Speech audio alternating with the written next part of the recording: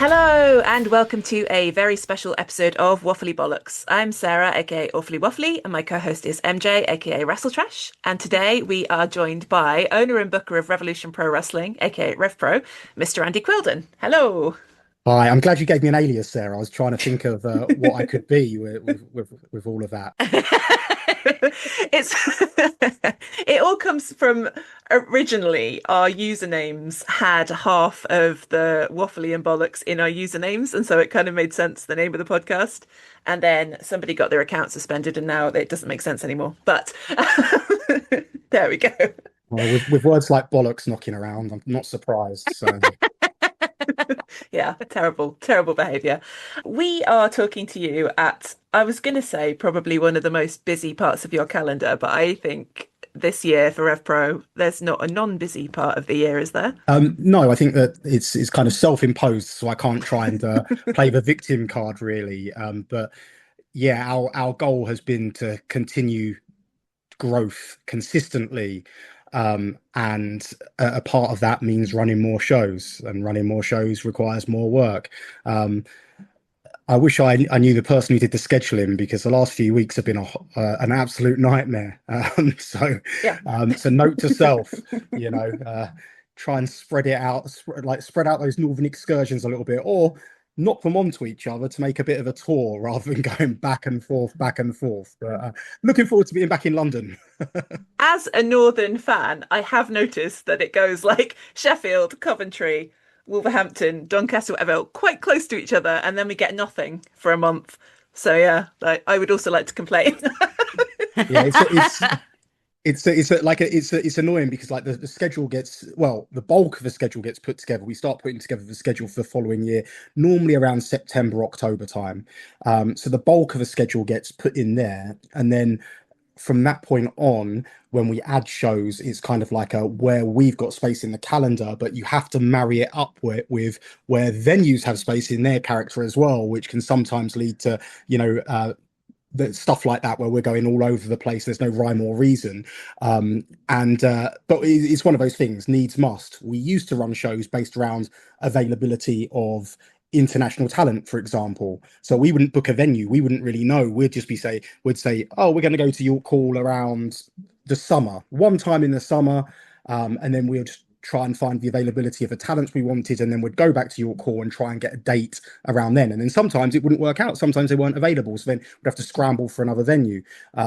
What we've tried to do as we've grown, as we've got less reliance on import wrestlers, and we're really trying to, I hope that anyone who follows the RevPro product can see, we're really trying to put an effort into the storytelling, and not just the storytelling, because I believe the storytelling was always there.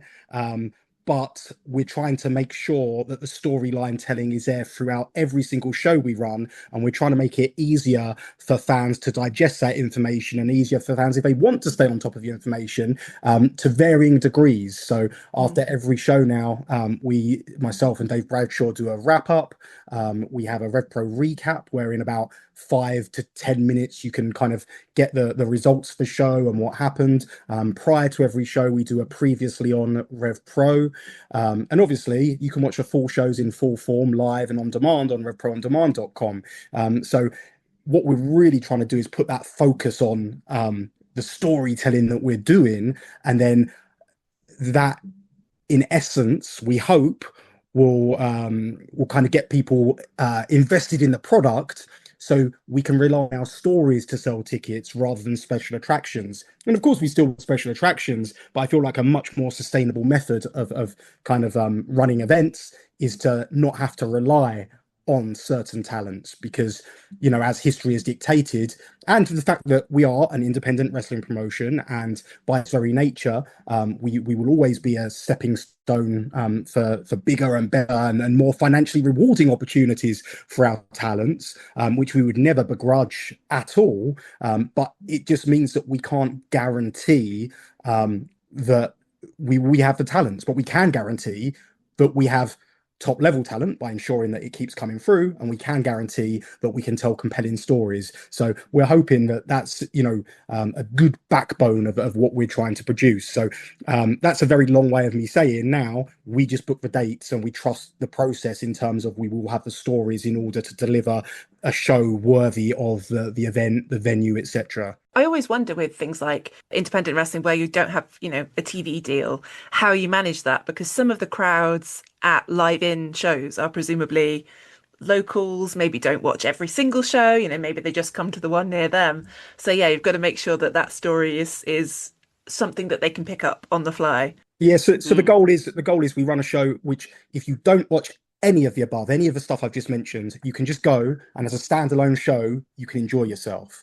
And then every single time you start adding another layer onto onto your kind of RevPro viewing habits, if you will, you can start to get deeper meaning as to the stories and you can start to draw your own conclusions as to where things might go. And one of the things that I love is the fact that people are doing that. People are, saying, this is what I think is going to happen to the anniversary show at the anniversary show. This is where I think things are going, and I love that because it creates a discourse and the discussion about it. It creates, it gets eyeballs on the product. So, people are taking the time to talk about this product. It must mean something. And that's what we're aiming to do. But by all means, we do not want to scare people off who've never seen a RevPro show before. And we want people to know that, look, you can come, you can have never seen a RevPro show before. You don't need to know any of the storylines whatsoever. We will do our best, to kind of drip feed you little bits of important information. But you can just enjoy it as a standalone pro wrestling show. And what we hope is you enjoy it as that standalone show. You come out of it as a fan, and then you want to hunt down more content and you want to come back to the next one, and then our ultimate goal is then to turn people into traveling fans, who go up and down the country watching our product. But again, it's all about one fan at a time, and it's all about it's been a very slow process. We've had to be very patient with every aspect of what we've done, be it developing talent, be it upping our production quality, be it increasing our schedule. Every single aspect takes time. It's a process, and we kind of do the best of it with what we have at our disposal. Obviously, look, there's an ideal world for everything. If we had like an unlimited budget and we had an ideal set of circumstances and scenarios, then a lot of things would be different. But we play with the card of hands we're dealt, and we're constantly evolving, we're constantly learning, and we're constantly trying to when we look at ourselves, we're just looking at ourselves, we're not comparing ourselves to anyone else. Bigger promotions, smaller promotions, promotions of the same size, the only people we're comparing ourselves is to ourselves yesterday, and we're just looking to see consistent, and so I say consistent growth in terms of numbers, but also just consistent improvement and tweaks with every process that we do, and that's kind of a goal. And like I say, it's not always straightforward. It is hard work, but I come into this with just a real passion for pro wrestling, and it's that passion which kind of makes a thankless job very often a worthwhile endeavor. Yeah. Well, like you say, you've only got yourself to blame. I know, that's it. Like I say, I'm not blaming anyone else at all. So yeah, it's all on me. Yeah. Well, and yeah, I mean, the reason we are here today is because I was having a bit of a rant about you on Twitter. To be fair, I mean, you replied to the tweet, you know what it said, which was in response to your interview that you recently did with Tom Campbell for Cultaholic, and he touched on the issue about the International Women's Day and the complaints about the women's division booking, and we talked about this a bit on Twitter. We talked about this, I should say X, shouldn't I? We talked about this on Elon Musk's horrible site, and we talked about it a bit in DMs. And obviously, the things that I posted were a moment of like just frustration. And ever since we had that conversation, I've been thinking about how we should talk about this, how we should just have a conversation. Because I think you said, you just want to hear our perspective and equally put your side of the conversation across. And so, I'm not coming at this in a combative way at all. I think I just wanted to say, like, I guess the thing that I wanted to kind of get across to you is that it can be quite hard to be a woman who's a fan of wrestling. As much as, all wrestling fans can kind of feel a bit piled on by the world sometimes that people think our hobby is stupid. I feel like if you are specifically a woman, like maybe you can go to a show and not feel very safe. Like you might just be surrounded by men who are very loud and aggressive. On the internet, you kind of constantly get men dogpiling you in your mentions if you dare to have an opinion. And I think part of that is about, feeling like you want to feel like you're welcome at a show. And I think part of that is that you're also seeing like female talent in the show itself. And I know RevPro, you've obviously got lovely Sandy, who we had on our podcast as a referee. We have Francesca, who we adore. And you have lots and lots of in-ring wrestling talent as well that we love. And I think that's, you know, if you didn't have that, we wouldn't be sitting here. If this was 20 years ago and we were in the bra and panties match era, I don't think I would be a wrestling fan. I think I would have watched some and gone, oh, this is clearly not for me. I'm not wanted Mm. here, or I'm not going to hang out here. But coming into RevPro and seeing things like the story with the Cutthroat Collective that I loved and all that stuff, I was like, there's some really good stuff here, and I love it. And obviously, I'm engaged with the men's division as well. But I think there is that degree of like, you want to see what women are doing that's cool, and that is part of making you feel like you have a place there. And so that's why I think I was so. I not even like it's not. I wouldn't say offended. I think it was more disappointed with International Women's Day. Obviously, I'm a Sheffield-based fan, so that's like my show that I was going to. And I'd actually brought some new friends that day as well, like some people who'd never gone to wrestling before. And so we were introducing them to all the storylines and telling them, oh, this is who you should cheer for and this is who you should boo. And then they said, are there any women wrestlers? And I had to be like, no, not on this show. And that's kind of almost embarrassing for me to be like, I've brought you to this thing, and it doesn't feel like it's for us, and it feels like we're really having to kind of fight and just not feel like we really had a place there. And I guess I just wanted to just kind of get that to you. Like it wasn't like I'm coming to attack you from a place of anger. It was sort of a place of like just feeling a bit hurt, maybe. Yeah, so look, I completely appreciate that, and I'm glad to hear your viewpoint. And I think one of the things before we kind of get into the weeds of everything, I think one of the things that I want to make perfectly clear is when so first of all, when I was doing the interview, so when we did this interview just now, when we just before at the top of this interview, Yeah. right, which is still ongoing. Yes.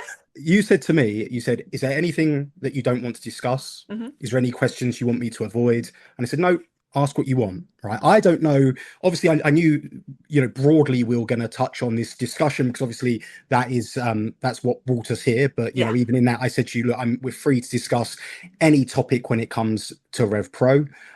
So I wasn't aware that we were going to touch on the International Women's Day show specifically when I did the interview with Tom Campbell. Now, which is why often, and you have to understand the way my mind works as well, I'm very scatterbrained, so I'm kind of all over the place. And in terms of like, I if I'm thinking like, so when I tell a short story, it often becomes a long story because it segues into other parts, right? Now, something that I'm very, very aware of, and again, I guess the point I want to make is when I said to you, like, if you want to have a discussion about it, I'd love to, just have a discussion. I think what is wrong with the world these days is there's no longer a space for discourse, right? There's Hmm. no longer a Yeah. space where you can give your opinion, I can give my opinion. Perhaps some of your opinions, you can give your opinion on something, and I can perhaps give you some facts, and that Hmm. may change your way of thinking, and you can give your opinion on something and coming from your perspective, and I can't be in your shoes, No, of right? course not. So in order for me to understand where you're coming from, I need to hear your perspective, Hmm. and that may change some of my thinking. Okay, and I think that that's the most important thing. And in that podcast, when I was talking about the critique we get about our handling of women's wrestling, the women's division, etc., I wasn't trying to dismiss everyone as as having bad faith takes, Hmm. right? So I want to make that very clear. But what I will say is, where it is a very emotive issue, there are a lot of people who use it four bad faith takes, right? Mm. And they don't want to give us, they don't want to give us a chance to show what we're doing. And I think there's a, and again, if you look at, I'm happy to talk about any of his stuff, but if you look at, our growth over the years when it comes to women's wrestling, when it comes to a women's division, I don't think you can argue that we have increased our focus on it, that we have added growth to it. I think the next step of our development of a women's division, it had to go from having good women's matches to having good women's stories with Hmm. depth and reasoning behind it. And Absolutely. and when you look at, just for example, a storyline like, for example, Amira and Sky, that's a 6 month story that happened. If you look at, obviously, the way we tried to use Mercedes Monet was to try and utilize her to elevate our talents, but also to tell stories coming out of it. And that's led us to Alexis Falcon and Kanji. But whilst that's going on, we've also got Alexis Falcon and Kanji and Rio going on in the background. There's all kinds of stuff, that I feel that we've built. Obviously, one of the big things was the Cutthroat Collective. Hmm. And look, again, we can talk about any of this stuff, but I think for whatever, like Cutthroat Collective, whilst I would say overall it was a success, creatively there was a lot more stuff that we wanted to do that we were unable to do, Yeah. just because of scheduling and the demand of the women involved, Yeah. and not being able to, certain things changing at the last minute, and not always being able to get all our ducks in a row. And I know a lot of people look at that and say, well, that's your fault. Again, no one knows the full circumstances, and again, it wasn't for lack of trying, and I believe, and like I say, I believe we made the best out of every situation we could, with the Cutthroat Collective, and it was something that, again, I don't believe has been done before in kind of at least British wrestling, that big dominant female faction, and we were very, I haven't held back on any of this stuff. I've tried, we've really tried to push it to the forefront. Now, when it comes to the International Women's Day show, I guess, perhaps there's some misjudgment on my part. Like, I just look at it. So, like, again, the point I was trying to make, when on the podcast with Tom, is that every person who's on the roster, and it doesn't matter to me, like, in terms of gender, in terms of color, any of that stuff, right? Doesn't matter to me, right? It's all about presenting the best product possible. Now, I always want to make sure that everyone who's present on our shows is there on merit, and they know they're there on merit, because I wouldn't want anyone to kind of have a question mark, about why am I here, because I want to feel people with confidence, and I want people to understand they're there for a reason, and I know, look, I don't want to sit here and make it feel like because again, look, the reason I'm kind of tiptoeing around this is because I've seen what people say about me personally, Mm. right? Which, and a lot of it I think is very well. There's some stuff which I feel is very, very unfair, I'm sure. Yeah. and I think that it's, a lot of it, there's, and there's, look, I'm not trying to make myself a victim in any of this. Like I said, I'm to blame for all of this. I get like, I appreciate when you put yourself in a certain situation, and I've done this at the forefront of Revolution Pro Wrestling. You make yourself a target. So I'm not trying to, make this all about woe is me and try and turn the tide on this kind of discussion and try and change the focus. Look over there and change the focus. I'm not trying to do that at all, right? So, but. I feel that, so, like, people say to me about Rev Pro, and this isn't just female wrestlers, this is male wrestlers as well. About often when they're competing at Rev Pro, they get imposter syndrome, because they look at it and they say, because again, you have to understand that, to a lot of people, and look, I understand it's not the same to everyone, right? But to a lot of people, they put Rev Pro on a pedestal, right? And I say this to everyone when they come in. I just want people to be themselves. I don't want people to put any extra pressure on themselves.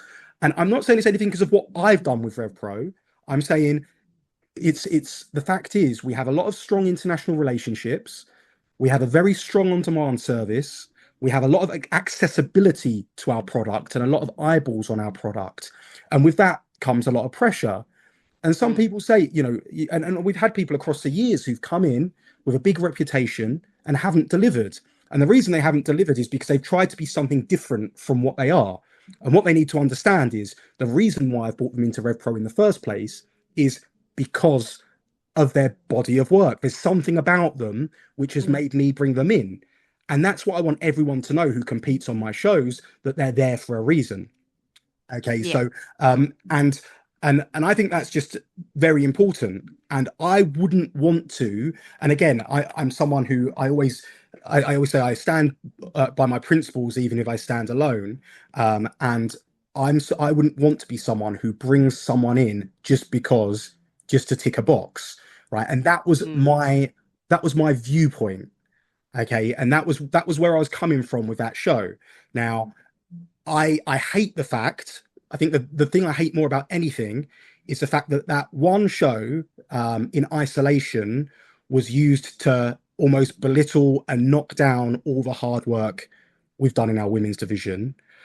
I hate the fact that every single time I try to I I don't want to be like I try to do something with our women's division, because that's not the case. Like I say, every time we do something featuring wrestlers who are female, it gets second guessed, right? Because it's mm, like, oh, he's just doing that because he's just like, he doesn't like women's wrestling. He doesn't care about this. He doesn't care about that.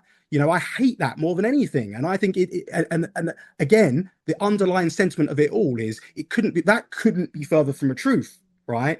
And the fact that, when we do stuff with our women's division, it's there because of merit. It's there because they deserve to be there. They belong to be there. They're great professional wrestlers. They bring something different to the table, and and that's why they're on the show. So if we mm. do something, so whatever we do with our women's division, you know, it's like, and I can, throughout the years, there's examples of when we've done stuff and people are saying like, oh, he's only doing that because, right? And that is never the case, ever.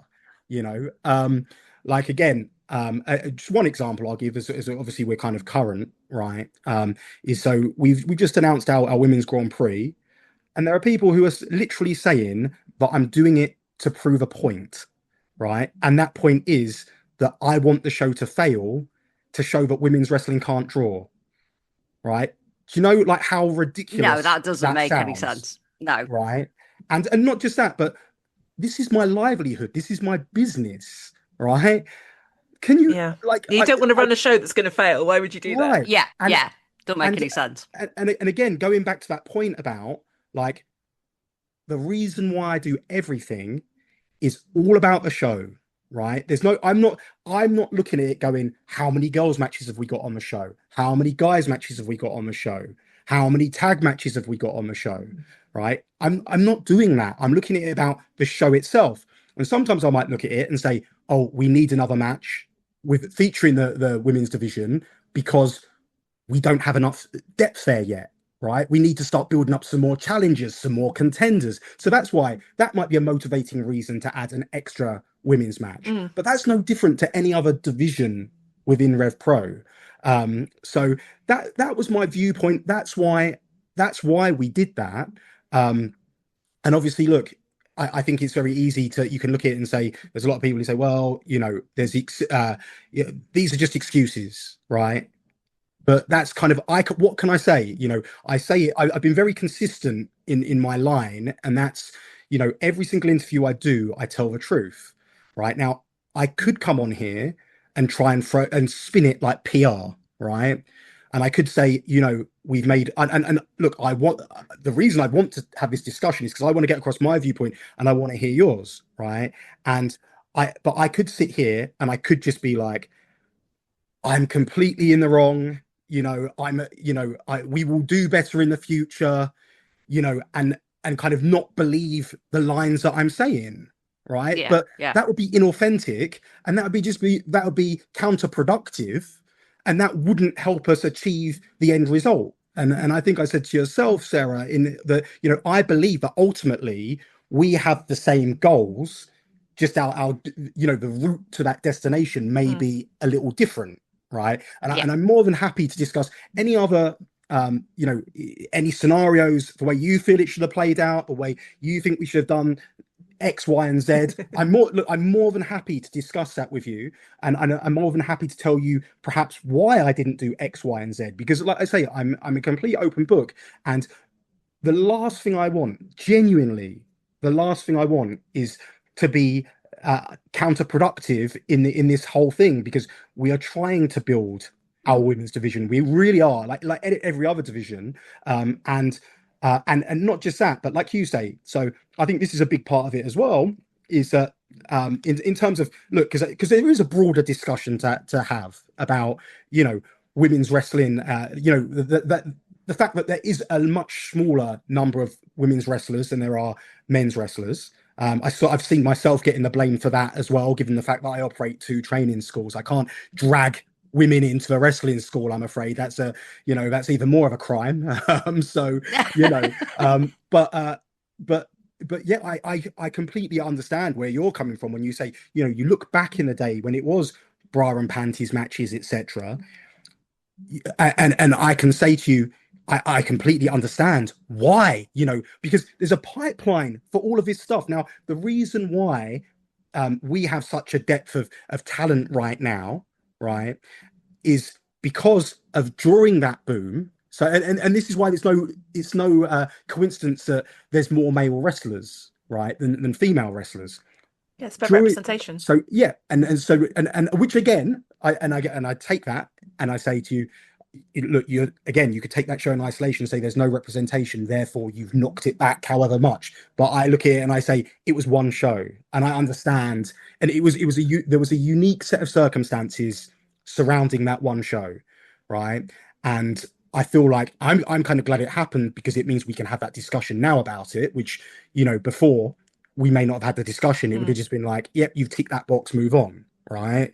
Um, but I feel it's very important to have that discussion. But like when you look back at, during the Attitude era where wrestling became huge, that's where we got so much of our talent from, in terms of they were like, right, we need to sign up to a wrestling school. So that was like mm, 98, right? I started booking professional wrestling shows in 2025, in 2005. That's aging me, right? So 21 years I've been booking professional wrestling shows now, right? Now, in 2005, when I started producing professional wrestling shows, we had the product of the Attitude Era, in terms of, we had people who'd been training for what, 7 to 5 years, right? Of guys who'd been training for that long, who were there. And they were of a certain standard. I'm not sitting here going like, oh, they were top tier, right? But they were of very good standards, because they had that passion, that love for wrestling, and they, that we've all found, which is kind of why we find ourselves here discussing it, yeah. right?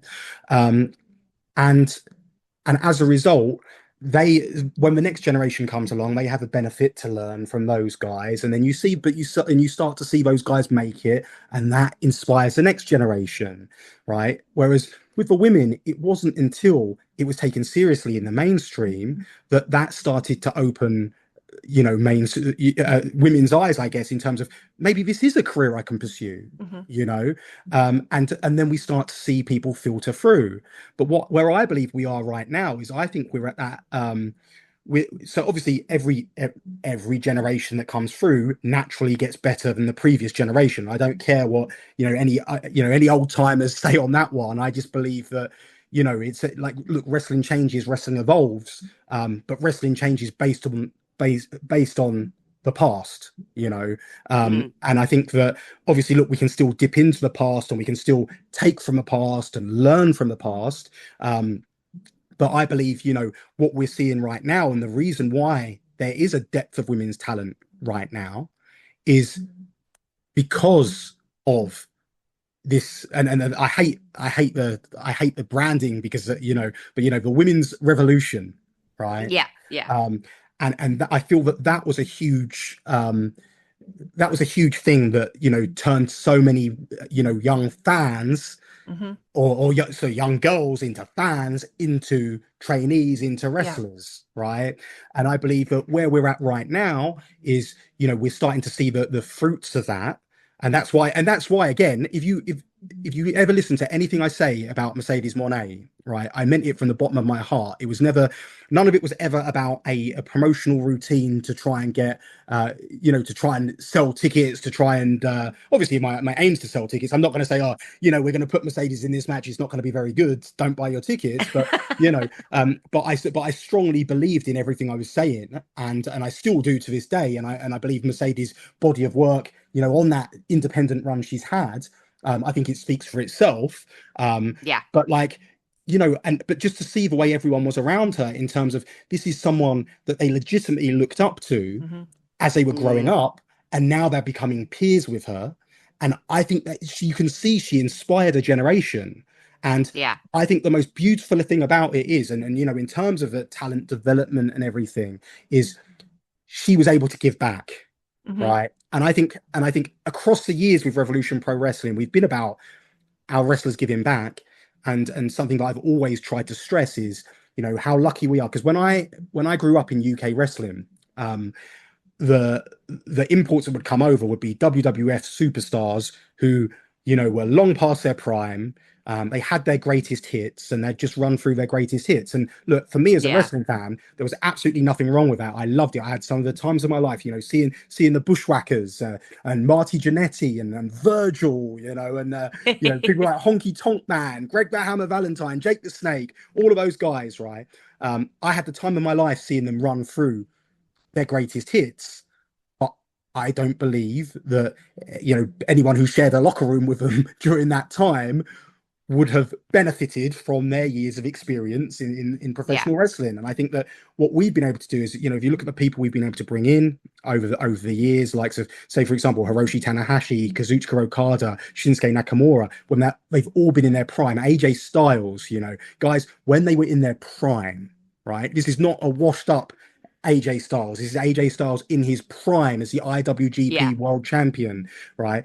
And these guys have had the opportunity to work with our guys as peers alongside them and teach those lessons, be Mm. role models to look up to. And one of the great things about Mercedes Moné is that she was that person, in terms of she was a person who inspired so many people, right? But then she became a peer with them. So not only, and so she's, and again, like she's writing her own story, right? And she's controlling her own narrative. And that's what I think is so amazing about Mercedes. And I believe this extended tour that she did over the last year, I believe that's going to be a real, um, I don't know the word I'm looking for, but I think it's going to be a real catalyst, I guess, for Yeah. the continued growth and development of the women's division. And and I think that will continue to inspire. And I think that when you see, you see what Kanji's doing, you see what Rio's doing, you see what Alexis Falcon is doing, right? And I said to Alexis Falcon the other day, like, for my money, she's like my favorite person to watch in Revolution Pro Wrestling right now is Alexis Falcon, right? And but there's so many great women's wrestlers, and I think that they're only going to get better. They're all super young, right? And there's going to be more coming through, and as they come through, they're just going to get better and better and better. And Kanji, Sapphire Reed, Rio, Alexis Falcon, they're going to learn invaluable lessons in those matches with Mercedes Moné, and they're going to be able to pass those lessons on to the next generation.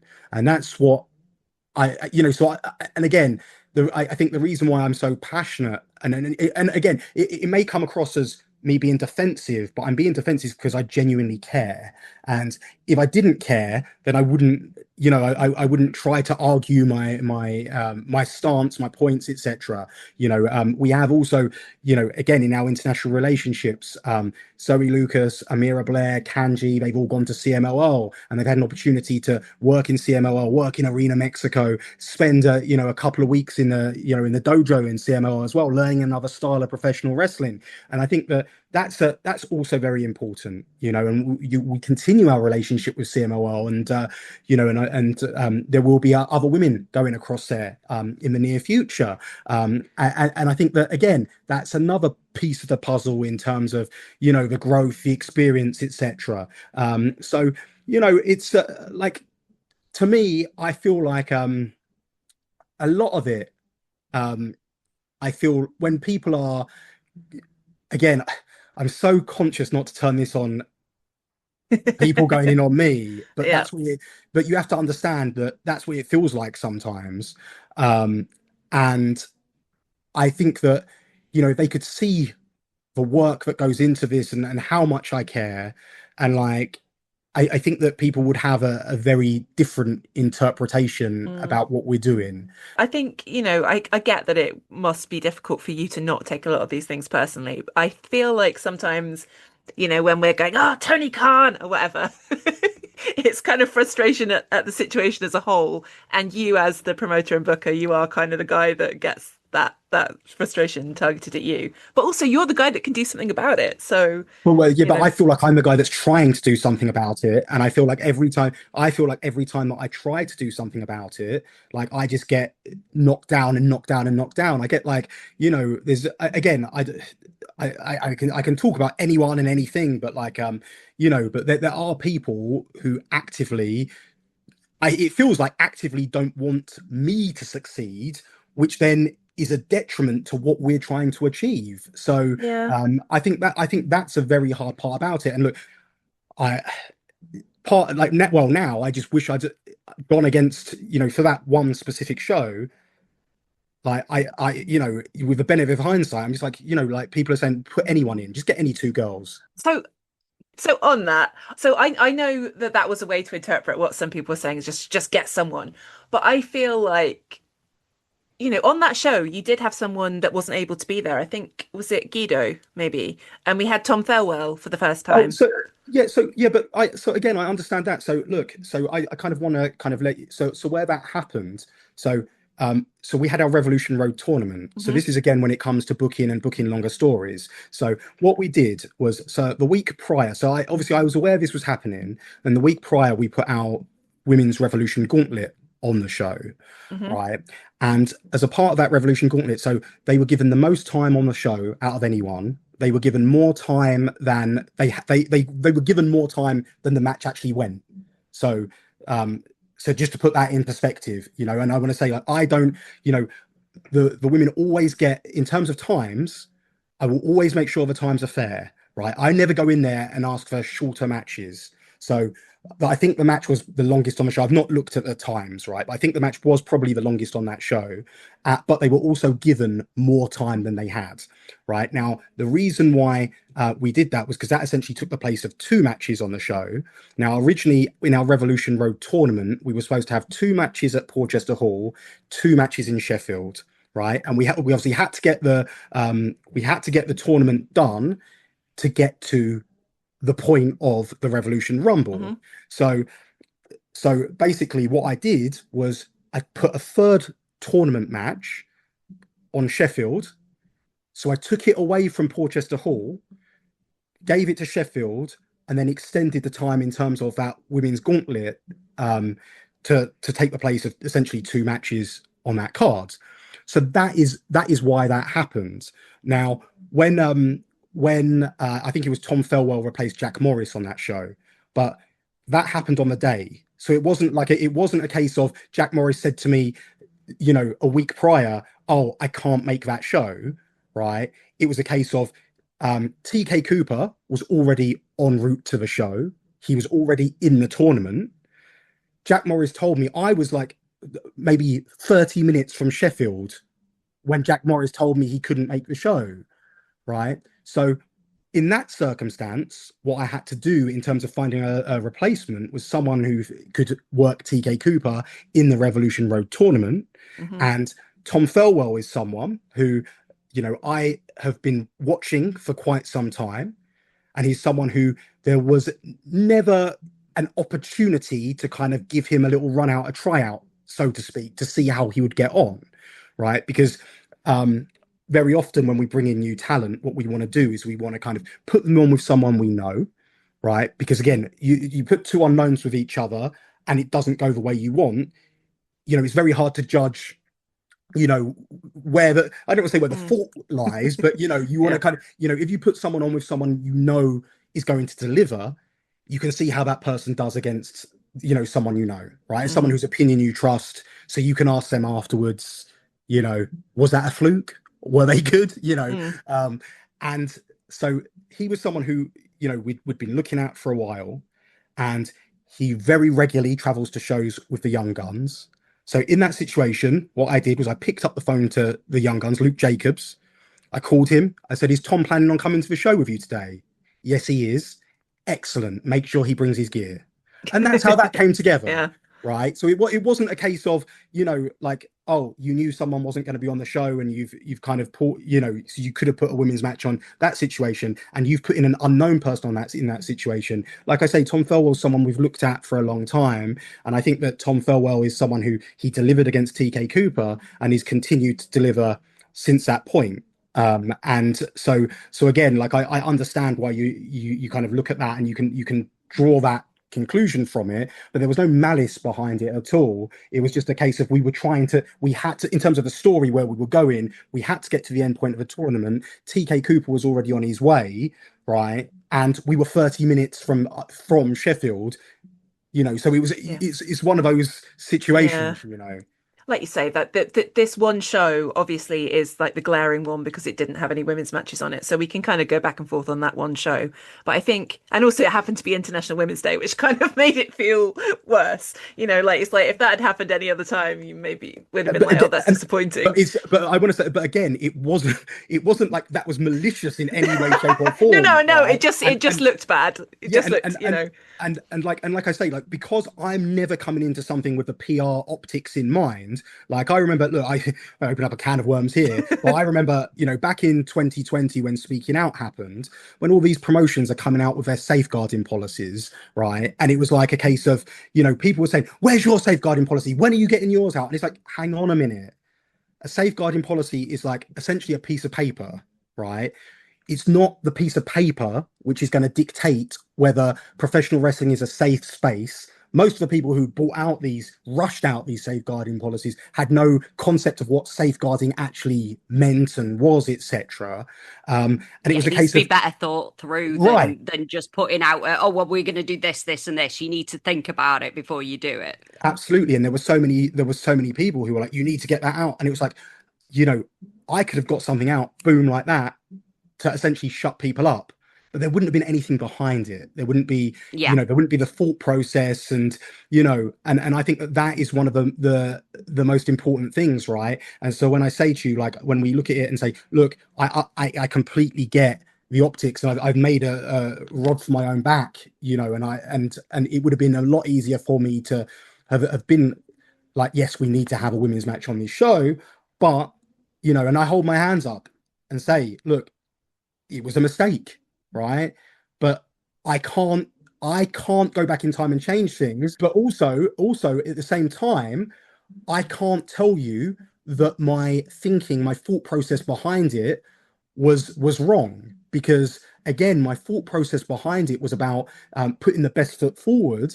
And again, when we want to bring in young wrestlers, like I said to you, like, the example I just gave of bringing in Tom Thurwell, when we bring in young wrestlers, we want to put them on against people we know, people that we can then come back to and talk to and say, how was that for you? And again, like, look, you could look at it and say, I think that was a show, Kuro and Big Dog Mecca on that show, right? Yeah. Now, the reason why they were on the show, Sakura is obviously someone we've started to kind of use a little bit more regularly. But the reason why we put those two against each other was because I wanted to bring in some different names in our Revolution Road tournament. That's something that to create new scenarios. And we'd heard a lot about Big Dog Mecca. We are partnering with one of the promotions he works for in France. We're looking to grow that relationship, but also I wanted. I know that they trained together. Ironically, it was their first match they've ever had against each other. But like, I know they trained together. I know they're very good friends with one another, and I wanted to give them an opportunity to put their best foot forward in that sense. and use it to help cultivate that relationship in France. But like I again, like I say, like we always try to put the best foot forward and try and create the best scenarios we can. And I just felt like, would we be putting our best foot forward if we, and like you said, I know you said like it wasn't about just pick any two random, but people did say that. That was, and I'm not saying that you said Mm. that. And I think, again, one of the points, this is that dancing backwards and forwards in my head again, but one of the points I wanted to make earlier about when, when I was saying about there are people with bad takes, etc. I'm not bothered. I want to make it very clear. I'm not bothered about what they have to say because I'm never going to be able to please those people, right? No. But someone like yourself who clearly attends shows, who clearly cares, who clearly comes into this thing with a thought process behind it. There's no malice behind Mm, what you're saying. You just want things to be better, right? yeah. And that's why I'm willing to have this conversation with yourself, and that's why I want to open up that discourse, and that's why I feel like, again, I feel I owe you an explanation. I feel like, oh, but like, not you. Again, when I say people who have your mindset, Yeah. people who genuinely care, and should we say productively care, like instead of because there's criticism, there's constructive criticism, Yeah. right?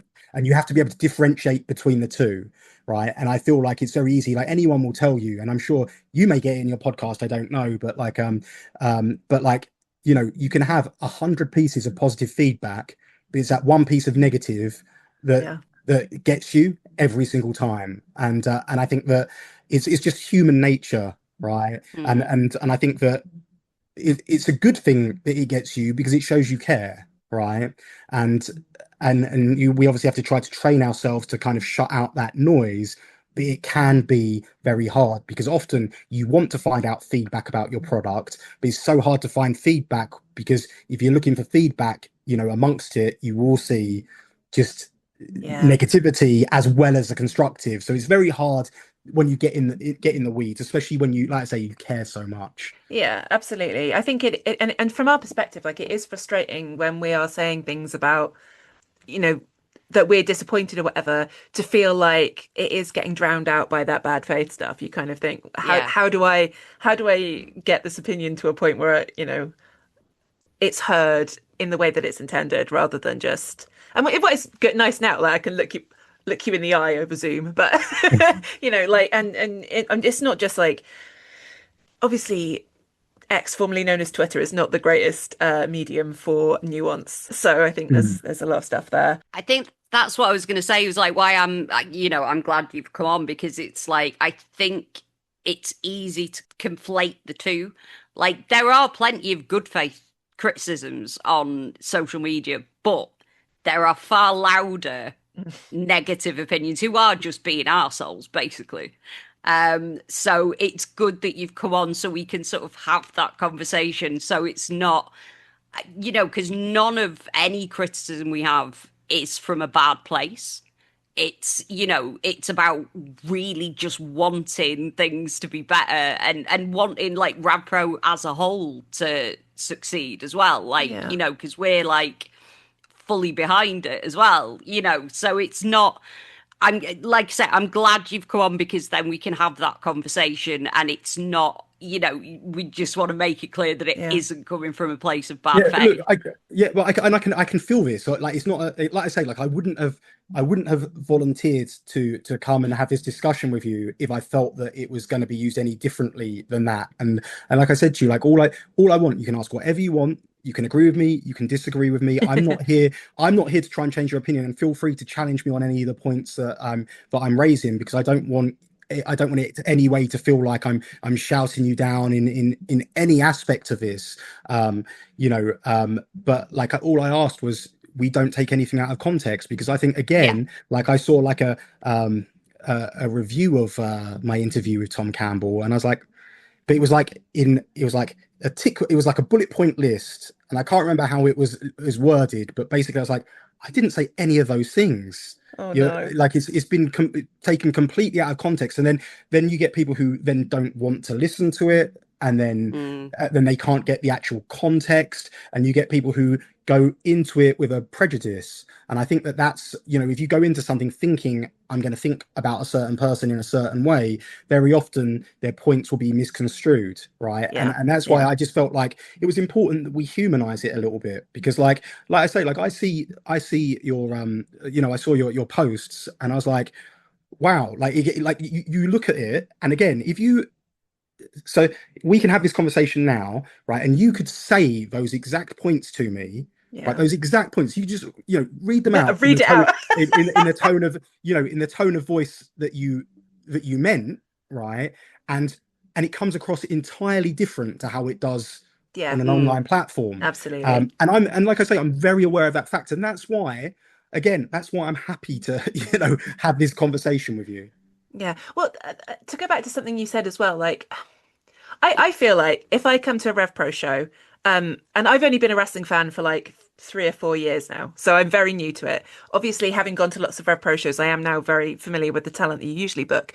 But if there are names on that card that I don't know, I used to be like sort of like, oh, whatever, like I guess I'll just, be excited about the guys I know.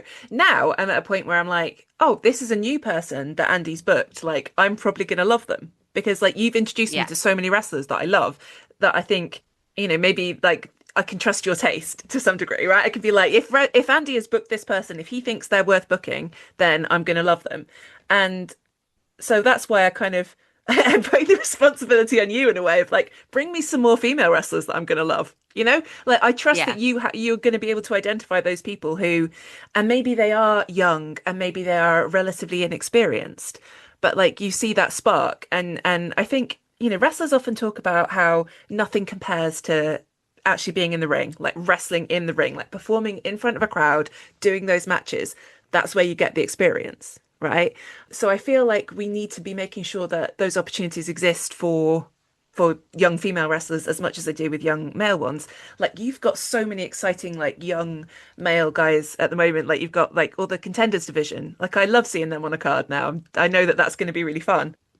And also, I know that you will bring in talent from other countries, like you will bring in Spanish wrestlers or French wrestlers or whatever. I'm just like, let's bring in some women as well, please. Yeah, so look, and this is what we are trying to do this. So again, it's that process. But like you can look at it and say, like with the contenders division, I know some people said about the contenders division as well. And again, this isn't I want to stress the contenders division isn't an overnight thing. So Yeah, of like course. just as an example, so we identified Lucia Lee as someone we would like to have as our first female contender. And that's down to, for example, and again, obviously she's got a lot of potential, and it was down mainly due to her work ethic in terms of she would come to shows, she would help set up, the things that would be expected of a contender, and she would want to learn, and she would always put her best foot forward, and she'd always, after every match, she'd get feedback,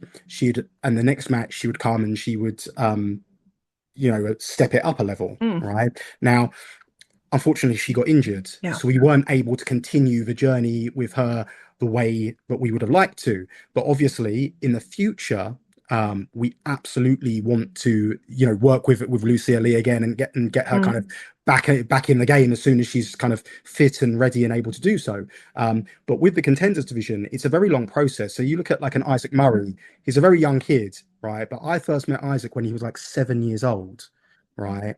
So you know so to stress, Isaac's probably been ready for a lot longer, but due to his age and everything, mm, we kind of kept him away from shows. yeah. But like you look at so Elvin's been training with us, I think 4 years now. Um, so again, every person that comes through Chicago, oh, Oh, kayfabe, no, that's not his name. Chicago Desai. Yeah, I'll bleep that. Please do, please. That's the only thing you need to censor in this interview. I said, like, you can leave what you want in, but not that No. one. Chicago Desai, he is someone who, again, um, I see the level of commitment based on he trains with Brendan White in New Wave but he also trains with us at the Portsmouth School of Wrestling. So he comes to see us every week. Every Wednesday night he'll come down to Portsmouth School of Wrestling and train. Right? He's at every show, booked or not, because he wants it. He wants to succeed. So the contenders division, and again, I feel like the contenders division went off the boil a little bit with the last lot of contenders, because we selected them differently to the way we normally select them, and it's about kind of with the contenders division there has to be character, like real, it's different to, what I'm saying, not wrestling character, like real character in terms of heart, and they're not contenders because they see it as a means to the end. They're contenders because they want to sharpen their craft. They understand that when they're at ringside, collecting jackets, protecting fans from impending doom. They understand that the reason they're there is because you get the best seat in the house. You're up close and personal to the action, and you're learning from the best wrestlers in the world. Yeah. Even the process of being in the locker room during that time, watching the way the pros conduct themselves, etc. Very, very invaluable. Yeah, there's a lot more to it, isn't there? Yes, yeah, it's There's a lot more to it than just like in-ring performance, and yeah. hungry up and comers. So that's kind of where we're getting at with the contenders division. Now, obviously, look, in our wrestling school, we don't have I'm not going to sit here and say we've got a huge number of females training, and again, it's not from want of trying.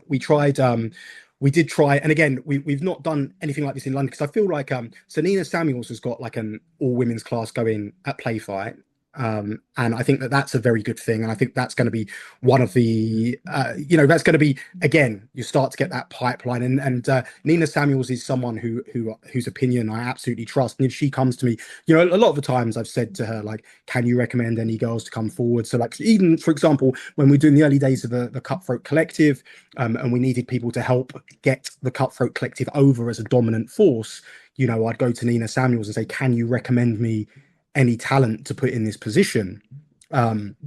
So obviously I'm sure that when she has girls who are ready, she will come forward and kind of put them forward to me.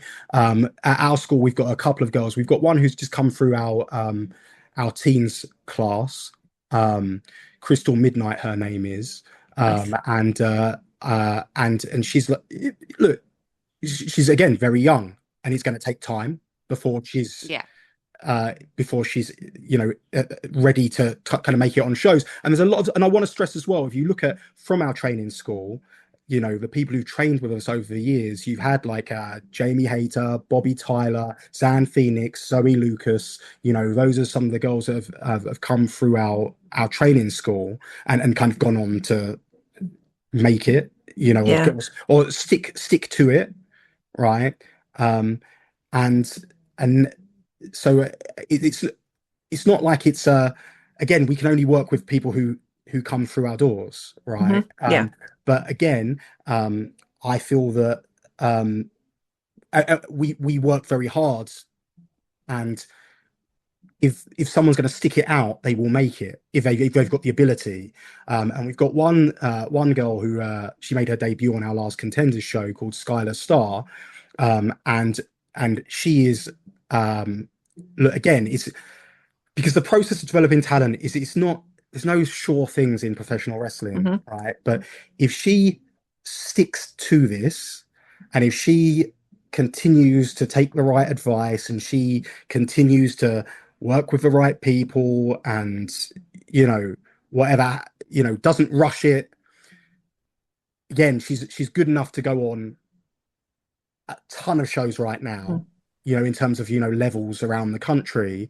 But I think that we have to be careful with her, because again, just a part of that process in developing that talent, she's, again, look, in terms of like raw talent, you look at her and she's like, to draw I don't want to, it's not a fair parallel to draw, but if I was to draw any parallel, you look at someone like a Cameron Kai, who came in and was a natural at this, right? But we had to be very careful with Kai as well, because he could, and again, I think Kai's on an upwards trajectory right now, but Kai started going up and then he stalled, and now he's going back up again, right? And I think this is any young person in their journey, they have distractions in life, they have other things that, but if Skylar Starr keeps that mindset and has that attitude that she's got right now, she is going to be a huge star in this business, right?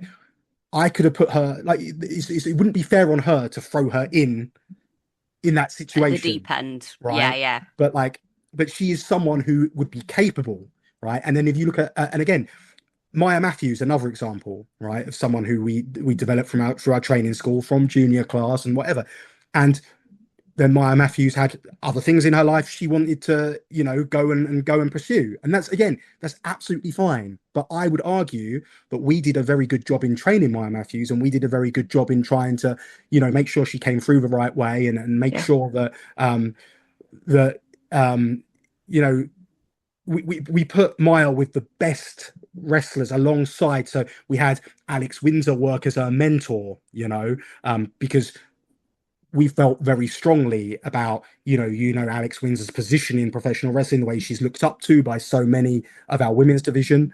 And so that was the mindset behind that pairing, Hmm. right? Yeah. Um, and and yeah, so again, like that's one of those things whereby Maya had other things to Yeah. pursue, and that's that. I can't actively control that, No, of but course not. but again, I will use it as an example of where we try to bring our young women through our wrestling school to try and help that next generation. Now we tried to do an all women's class because I'm aware like it can be quite intimidating. It can be quite an intimidating situation, because obviously male trainers, again, are male dominated sessions, and we were offering women only classes, taken by Zoe Lucas, who's someone who came learn how to wrestle from scratch at our wrestling school, right? And she was offering one-to-one sessions and all women's sessions, and there was no uptake in those sessions. And that's something that, again, we couldn't control, and perhaps it's something we No. could, and that was that was going back a few years now, and that's something that we could again look to Yeah. explore in the future. But it is something that I recognized. I looked at it and I said, look, we're not getting enough women through our Yeah. doors. What can we do to play a part in encouraging women to come through our training school? Because obviously it doesn't take a mathematician to work out that the more that come through, the more that are likely to succeed.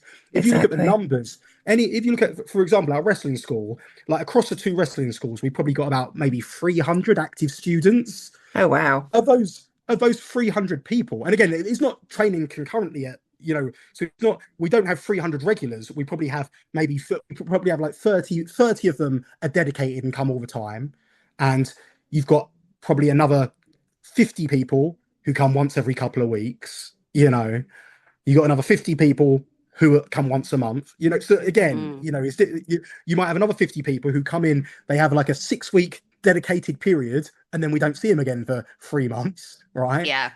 So we get that all the time, and then we have people who come from overseas to come and train with us.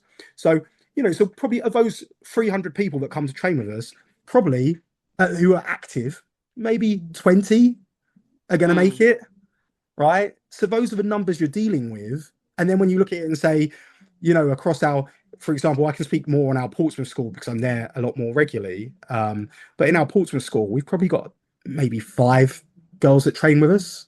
Yeah. So, then you look at it and say, that's Yeah. where there's that disconnect in, that bringing that new talent Yeah. through. So obviously, like I said, in a broader stroke, is that something that we can look at? Absolutely. Is that something we can try to achieve? Absolutely. But I want to stress that I'm not the root of this. You're not I'm turning them away at the door. Well, right. but I think again, so it comes back to probably two things, I think. One is that like you talked about speaking out earlier, I feel like that probably didn't do well, yeah, obviously this not the situation was not great. So I think, a lot of maybe young women would be like, well, why would I put myself in that situation? Yeah. And then I think the other thing is like it's not just a RevPro thing that there's not as many women's matches. We're looking at we're shouting at Tony Khan on a weekly basis, like there's one women's match on a 2 hour show or whatever.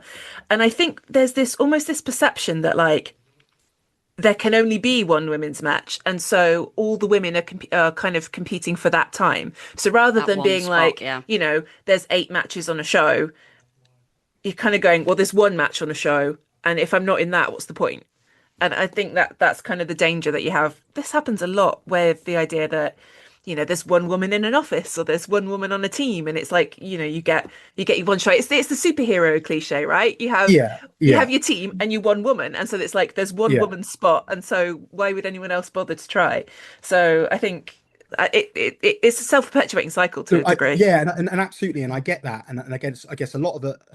So I feel that the mindset of only one women's match on the show is again, that's where we go back into it's a box ticking exercise, right? Now I look at it as I'm trying to present the best show possible, and we look at the talent which is available to us, and we try to create different scenarios based around that, right? Now I always say again, I want everyone to be where they are based on merit. So if you look at a women's match on a show, I always say, for example, and again, if this it sounds like I'm talking strictly about women's wrestling, but I'm not, right? So any match which goes on to one of my shows, right? I say, what match on the show is it going to replace, right? To be on that show, right? So it's not strictly about women's wrestling, it's about the show in general, right? So as sometimes it's about we're trying to get to a certain destination and we need to get X amount. So it's getting harder and harder because the thing is, like, when I look at our level of talent, so if you look at the show we did this past weekend in Coventry, now again, I've not looked at any feedback from the show, but from my standpoint, I really enjoyed the show. I thought it was a very, very strong show, right? And look, I think one of the highlights of that, well, two of the highlights of that show, Amira Blair and Sky Smithson, and of course Rio and Kanji, right? Um, Now, on that show, when you look at our roster, we had no women's champion, Alexis Falcon. We had no cruiserweight champion, Joe Lando. We had no Revolution Rumble winner, Connor Mills. There was no Cameron Kai. There was no. There's an endless list of people. No, Michael Oku wasn't there. no Michael Oku, right? TK Cooper wasn't there. No TK Cooper, right? I'm sure he'll let you know about that. But like, look, there's a huge list of names which weren't on that show at the weekend, right? And then you look at that show this weekend and where we're going to, what we want to achieve. And if you say, I want to put another match on this show, what are we pulling off that show on Sunday in order to accommodate someone else, right? And I think it would be a tough job. You can look at it and go, oh, there's a match which wasn't my favorite, I could take that off, right? And you can do that with the benefit of hindsight, right? Yeah.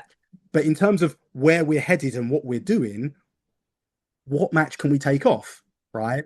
So it's not a case of, again, it's not a case of a set number of matches on the show. It's just like, what are we replacing to get to where we're going to?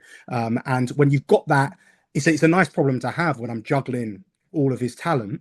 But sometimes that kind of happens, but again, it's not, there's no, from my perspective at least, there's no like, oh, we can only have X amount of women's matches. And again, you have to look at it again in proportion to how many male members of the roster we have versus female members of the roster. And again, that then goes back to the initial stuff that we were talking about getting the numbers through the doors, and we are looking, again, we're looking towards Europe a lot more for female talent as well.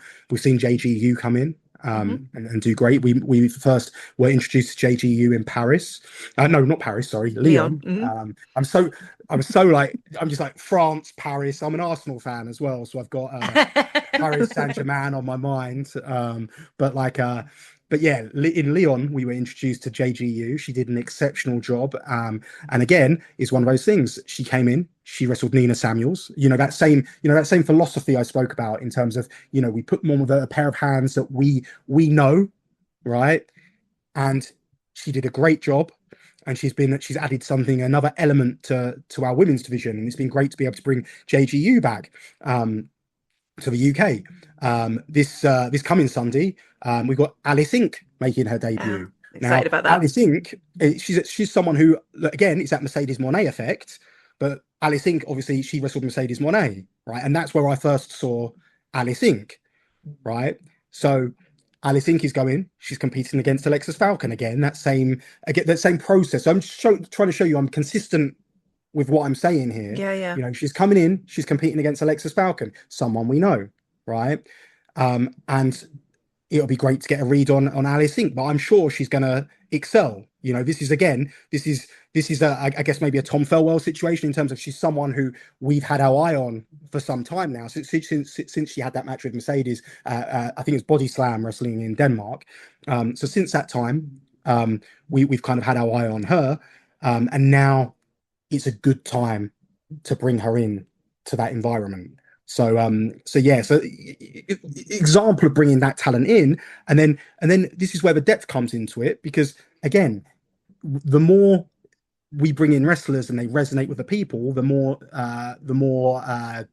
depth the women's division gets, and the more argument there is to add more of those matches onto our shows. So there's no, like I say, there's no set number, you know. And again, like I don't necessarily want to go there, but I'm going to go there, right? I feel like so look, as a person of color, right, I feel like I've gone my whole life not wanting to be where I am because of the color of my skin, right? Now I remember it was around the time of speaking out, or maybe it was a bit after that. It was coming back from the pandemic. So obviously, the Black Lives Matter stuff happened in the weeks before speaking out, and then when we came back from pandemic, and then it became a thing of how many people of color are on your poster, as an example, right?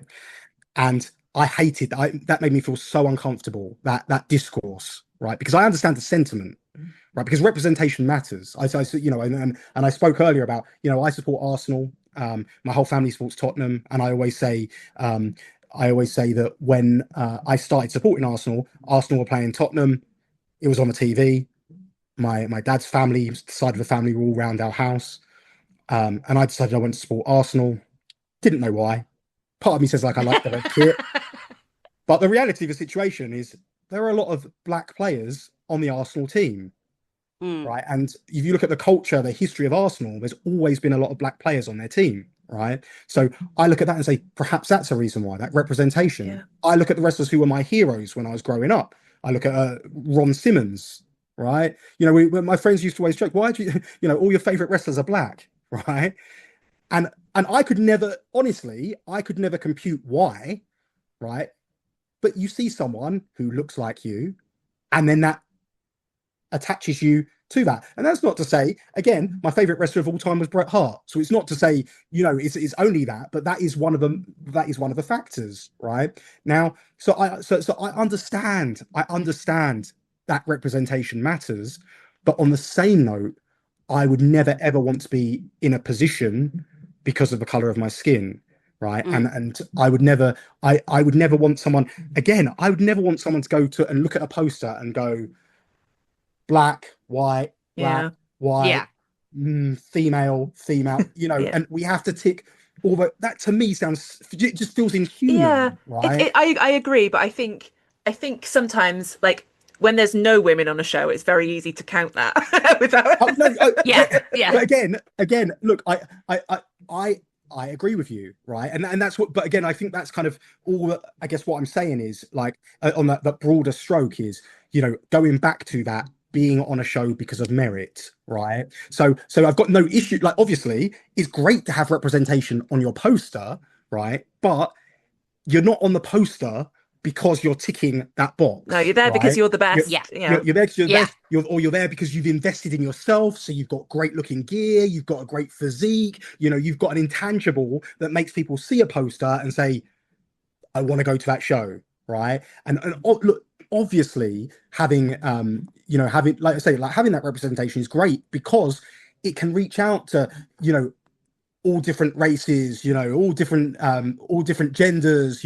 It's great to have that representation in that sense, right? But I guess, look, I feel like because I come from a mixed background as well, like, I was always brought up to believe, and again, I when I look back at it now, a lot of it was my mum kind of hiding me from the world in terms of like, but it was kind of like we were always brought up, a Christian family, always brought up to believe everyone's equal, always brought up to believe we don't judge a person, we don't judge a book by its cover, always brought up to believe we forgive people for their sins, we turn the other cheek, that's what I was kind of fundamentally brought up to believe, and I think is a good set of principles to stand by and to live by. And I think because of that, sometimes I don't I just see everyone as just, so I look at wrestlers as wrestlers, I look at people as people, right? And that's kind of my base level, right? And I think that sometimes that could generate that sense of naivety, right, in terms of well, you need to have this representation, you need to have this, you need to have that. But I genuinely believe, again, it's, I don't know, look, I guess I'm kind of dancing around in circles here, but I think I just genuinely feel that, like, if you bring people in because of the right reasons, because of what they bring to the table, right, I genuinely believe that is way more inspiring, right? That's way, it's way more inspiring to see someone top of class, right? It's way more inspiring to see someone who, who's going to capture your imagination, right? Than just seeing someone there because, right? And I think that's, I don't know. I think that's where I'm coming Yeah. from. But yeah. But I think equally, like we've talked about this before, that sometimes if you see somebody develop, so you see someone start out, on AEW Dark or whatever, and then progress and get better and get further up the card, you have that investment in them because you're like, I Yeah. remember when you weren't So this no, so level. I agree, but like, but the thing is as well is like, there's all kinds of things that go into that, Hmm. right? So it's like, you're not gonna, so if you use football as an example, right, you're not gonna pick someone who can't kick a ball and put them in the Oh, no, no academy. one's Oh saying yeah, that. That's So obviously. extreme. Yeah. but we have to use these extreme examples to kind of, so you're going to pick someone who's, because again, think about the number of footballers there are in the world, right? And the number of people that play football versus the number of people that become footballers, right? And you have to have a certain level of ability, and raw talent to get to that level whereby you pick someone out and be like, right, we're going to witness your journey, right? Yeah, So with professional wrestling, again, you can't just pick anyone and say, right, we're going to witness your journey. of And course. likewise, you can't just pick multiple people and say, we're going to witness your journey, because that story, again, in my opinion, the story of watching someone develop, watching someone overcome, right, that works absolutely, but we have to, but it's almost like There you have has to have to be that, what, something there to yes. begin with. Yeah, yeah. And if you have multiple people who are embarking upon that journey, right, then again, it's very difficult. So like, we use the contenders as a collective, right? And they're all on that same journey together, right? And look, I'm not saying we can't find someone in our women's division who can be on that journey also, right? But it has to be the right person. We have to find the right pieces to fit the puzzle, right? And look, I always say, like, if people want to see talent, and again, this isn't an invite for someone to try and put their mates over and whatever, but like, if you want to see names on our cards, then be vocal about it. Say, I Tell want to me about see, it. I want to see wrestler XYZ, right? Support those wrestlers, put their make, like, um uh, uh, because again, I always say there's multiple routes in terms of access points to Revolution Pro Wrestling, right? Obviously I can notice you, right? But if I'm going to notice you, again, there's going to be something about you that makes me notice you, right? Unfortunately, I don't have time to watch as many wrestling shows as I used to, right? Because I'm all over the shop every week, right? When I was running, one show every 6 weeks, it was a bit different to now when I'm at shows every single week, and then I'm balancing all the, when a passion becomes a profession, it becomes a lot harder because you have to do lots of grown-up stuff like paperwork and Yeah, all of that stuff, right? So I don't have as much time to dedicate to that, but people do still catch my attention, and it might be their social media work, it might be, it might be some music videos, right? Or the more often than not, it's a wrestler recommends me, so a wrestler will come, hey, I work so and so, and this person's good, check them out, right? And again, like, for example, with JGU, it was just a case of, we were looking for local French talent, and they advised me, look at JGU, she's great, right? So we look at JGU, you're right, she is great, let's give her an opportunity, right? So that's obviously one route for me to notice, right? Um, and another route, obviously, is there is something like, coming to our training schools, right? Yeah. Because obviously obviously that's a long game, but that is a route, and that's not. And again, I feel like this should be words to not just. This isn't just to people who are aspiring pro wrestlers. This is to people who are pros as well, right? So you don't stop training. Again, this is a broader thing. This isn't directed at the women's division. This is just in general. You don't stop training just because you make it on shows. Professional athletes don't stop training just because they make it into the first team, because they make it to the Olympics. If anything, they train harder, right? So um, so through the training school is another route where people have managed to capture my attention, because again, it's like, and even if I'm not there, it's like I'll see they're there and committed and whatever. And there's some guys who, it's not a session that I'm taking, and I'll see them regularly. There's like one guy, he's Jake the Bruiser. I'll give him a shout out, right? So Jake the Bruiser, he's someone who he he's been on the scene for years. He trained with us sporadically in our early days of our wrestling school, but he's a bit of a journeyman pro wrestler. He was then Look at You, the Pokemon inspired pro wrestler, and he's reinvented himself as Jake the Bruiser. He's absolutely transformed his body.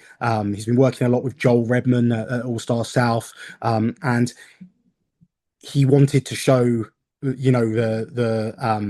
the changes that he's made. He wanted to show that he's been taking this seriously, and he wanted to get his foot in the door. So he started training at our school. But I was never there when he was training. But then, I'd see him there. I'd see his name on the list all the time. So then I make the special effort to go out my way to come and see him, because because he's making the effort to come to our training, right? So that's obviously another way of coming in. Is, like I say, it's not limited to people who walk in through the doors for the first time. It's extended to pros as well. You got like, and then that's the same with Chicago Desai.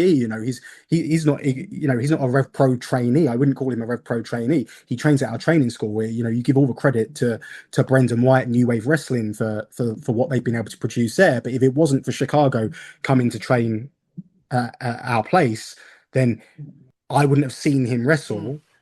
Then, and he wouldn't have then got the opportunity to then compete on a show via our contenders shows, which then opened the door for the contenders division, and then to where he's just entered the Revolution Rumble, right? So there's many different routes of entry to kind of new talent.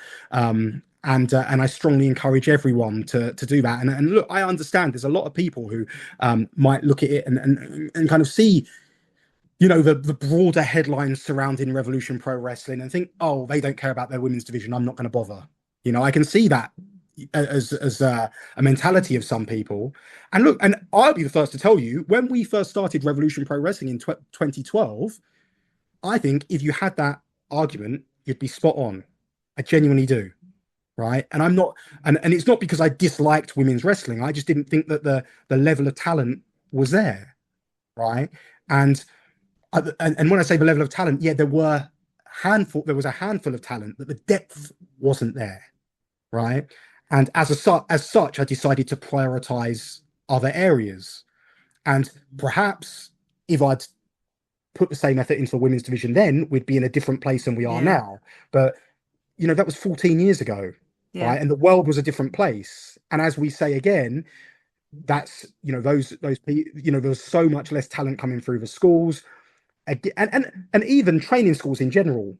There was a lot less training schools in general, right? Because obviously now there's training schools in pretty much every city. I know around me in my vicinity, there's like at least 5 training schools. That you'd be able to travel less than an hour to get to, which Mm. is insanity. Sort of going back to your sort of point earlier, it's like I always say about women's wrestling, it's sort of because I've been a fan since like late 80s, early 90s. So it's like with women's wrestling, the bar was in hell in Yeah. sort of the late 90s, early 2000s. So there's a whole kind of generation of women that may have potentially been wrestlers, but Mm. saw the output of Western wrestling companies and decided not to bother. So I can kind of understand it from that point. Like there's less, because the women who see Mercedes as a role model, they are quite young still. Like, they're in their Exactly. Yeah. 20s, like not Yeah. quite 30 yet. So, but yeah, there's a whole generation of sort of people who could have potentially been women's wrestlers in their sort of mid 30s and up kind of thing who just aren't there because Yeah. nobody saw any future in women's wrestling, I guess, Yeah. because all you saw from certainly from Western companies, not necessarily from like Japanese companies or like Mexican companies, but Western companies certainly the best you're gonna hope for is like we were talking about before, the bra and panties matches, there wasn't really there was very few wrestlers in that sort of era that I can remember who were taken seriously. And even then, part of that was basing it on their sex appeal rather than what they could actually do in the ring. So yeah, I think I can see I can see where you're coming from in terms of the struggle in not having a huge amount of women who you would class as veterans now, I guess, who are sort of, in their sort of 30s and up kind of thing. Like there's just sort of a whole generation who kind of got left behind by wrestling in terms of becoming a wrestler. Yeah, absolutely. And that's where, and again, that's when people are reaching their primes and they're learning their lessons and then they're able to teach that next generation. So I think I think if you look at it, if you want to take it in a more positive note, I think that where we're at right now is, you can look at it and you can say, look, whilst it's not ideal, again, we always play with the cards that we have to play with. Yeah, Um, yeah. and I feel like we have a very strong depth of talent right now. Mm, So look, there's lots of stuff again, like which I'm thankful for, but like for example, like you look at hyperactive, right? So there was a lot more stories we wanted to tell with hyperactive, but then obviously they've gone to Japan for 3 months, and Yeah. that's the nature of the beast again. But that's like two of the key people who would have Yeah. featured and added to that depth kind of now in Japan. But that's a good mm, thing because they're spending 3 months there and they're going to come back all the better for it. Right. But then there was yeah. other times when, we wanted to execute certain things with them. And then there was like tryouts and for Yes. and like training things overseas and whatever have you. Right. Um, but that's great because, again, like at least it goes back to that same mindset of the lessons that they've learned out there. When they come back to the UK, they're going to be able to pass those lessons on to the current generation, and that's literally how this thing's going to grow. So I think there's a lot of positives there, and not just that. Look, I think that we all give WWE a lot of stick, right?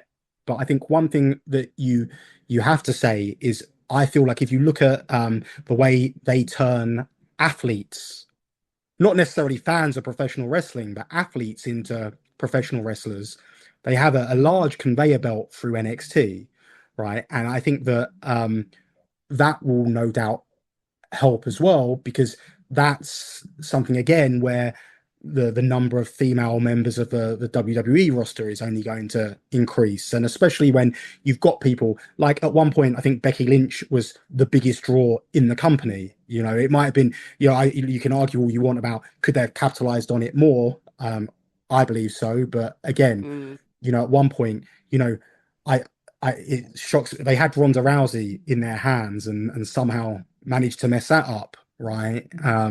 But like but we're talking about the biggest female draw of all time, and she's just done it again on Netflix, right? Someone who knows how to promote fights, right?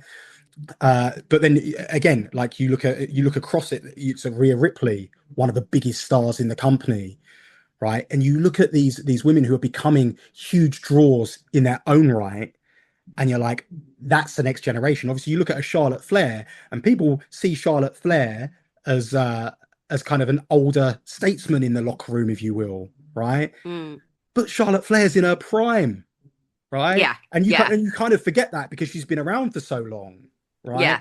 But like you see layers being added obviously Sol Ruka. You can argue about her booking, but hopefully we've had a course correct this week. Um, but Sol Ruka, exciting new member of the roster, right? And you look at stuff like that, and then all of a sudden you're like, wow, we are getting real depth in the women's division. And then obviously Mercedes then branches out from that situation and takes some more eyeballs with her to some more women's wrestlers, right? And again, I'm not commenting on how how they're used on these specific shows, but what I will say is the numbers are increasing, and when they increase in the mainstream, that only increases the number of people who then come through at grassroots level. And Yeah, likewise, I'd say again, you made the great point of obviously in Western wrestling, because obviously we know in Japan, we know in Mexico, there's a great history of women's wrestling, um, yeah, but even then that stuff wasn't accessible. Now it's a lot more accessible, yeah. Oh, yeah, so yeah. um, Absolutely. and I think that's one of the great things as well, where that stuff's more accessible. Again, that's going to open people's imaginations about what's possible to achieve, because now you can watch. So, for example, you might watch a women's match on Raw. You might be sad because it got not enough time or whatever have you, right? But that might pique your interest in women's wrestling. And now, rather you go on the internet and you search for women's wrestling, maybe that'll lead you down down that road of, oh wow, this is Stardom, what's this, Mm, and because now that stuff's more accessible, right? Or maybe even something, again, what I would say as well is, what we always try to do is, in the training school, like, people will always say to me, Andy, who should I watch, right? Because obviously everyone knows the mainstream wrestlers, what's in front of you, right? But now we can point people in the direction of Japanese wrestling, mm. Mexican wrestling, because it's so much more accessible, and Yeah, and yeah, and like even historical Japanese wrestling as well. We can point people in the direction of, because it's so much more, like I say, accessible. And I think that when people start to see that, it just opens up their imaginations a lot. There's so many people who come through our wrestling school, and again, the biggest gateway to our professional wrestling school is WWE, right? There's yeah. so many people who come to our training school who don't know what RevPro is. um, I quickly just force them to sign up to RevPro on demand on the spot, take their direct debit there and then, Yeah. right? But there's so many people who don't know what RevPro is. They don't know what independent professional wrestling is, right? And then all of a sudden, like, can you imagine yourself as a young fan when you when you think that the only wrestling in the world is WWE, and then all of a sudden someone's like, "Oh, look at New Japan, look at," and Yeah. whatever it is, and like you're like, it just opens up your mind to wrestling, can inspire you on a whole nother level. And I think that that also plays a key role as well, because even if you like wrestling, you know it's very easy to become disillusioned, right? And I think that all of these new modern technologies, I think that's going to help a lot also. Yeah, I mean, I watch a hell of a lot more sort of international wrestling than I used to watch. Like when I was, because I've been a fan for years and years and years, but it's only really in the past sort of 10 that we've been able to watch a sort of wide variety of wrestling. Like it's always really kind of for us, especially over here, it's always been kind of pretty much like WWE and TNA were always the most accessible companies, but there is so much more out there. And it is great that, there's so many more companies that are really easy to watch if you've just got like an internet connection now. I think that can only be a good thing, like in terms of like encouraging more people in general into wrestling, like and getting stuck in, because like when I was about 8, I really wanted to be a wrestler, but I was like, that's never going to happen. That's completely unrealistic. Do you know what I mean? But like now, it's kind of a realistic possibility. Like, at the very least, having a go at it. Whereas, like back then, it was just there was no way. Like, so, it is good. I think progress is being made. I think it's just in terms of women's wrestling, it's kind of frustrating because you want it to be faster. Like, because it was, but again, it's a case of the bar was in hell. So it's still got a lot of progress to make. Do you know what I mean? But it's getting dragged from the depths of where it was in like 99, 2000 kind of thing. But no, I mean, I think that's the thing. Is like we know we can see there's progress being made, especially when you've been watching it for this long. But yeah, I think it's just frustrating in terms of like we kind of want the progress to move a bit faster.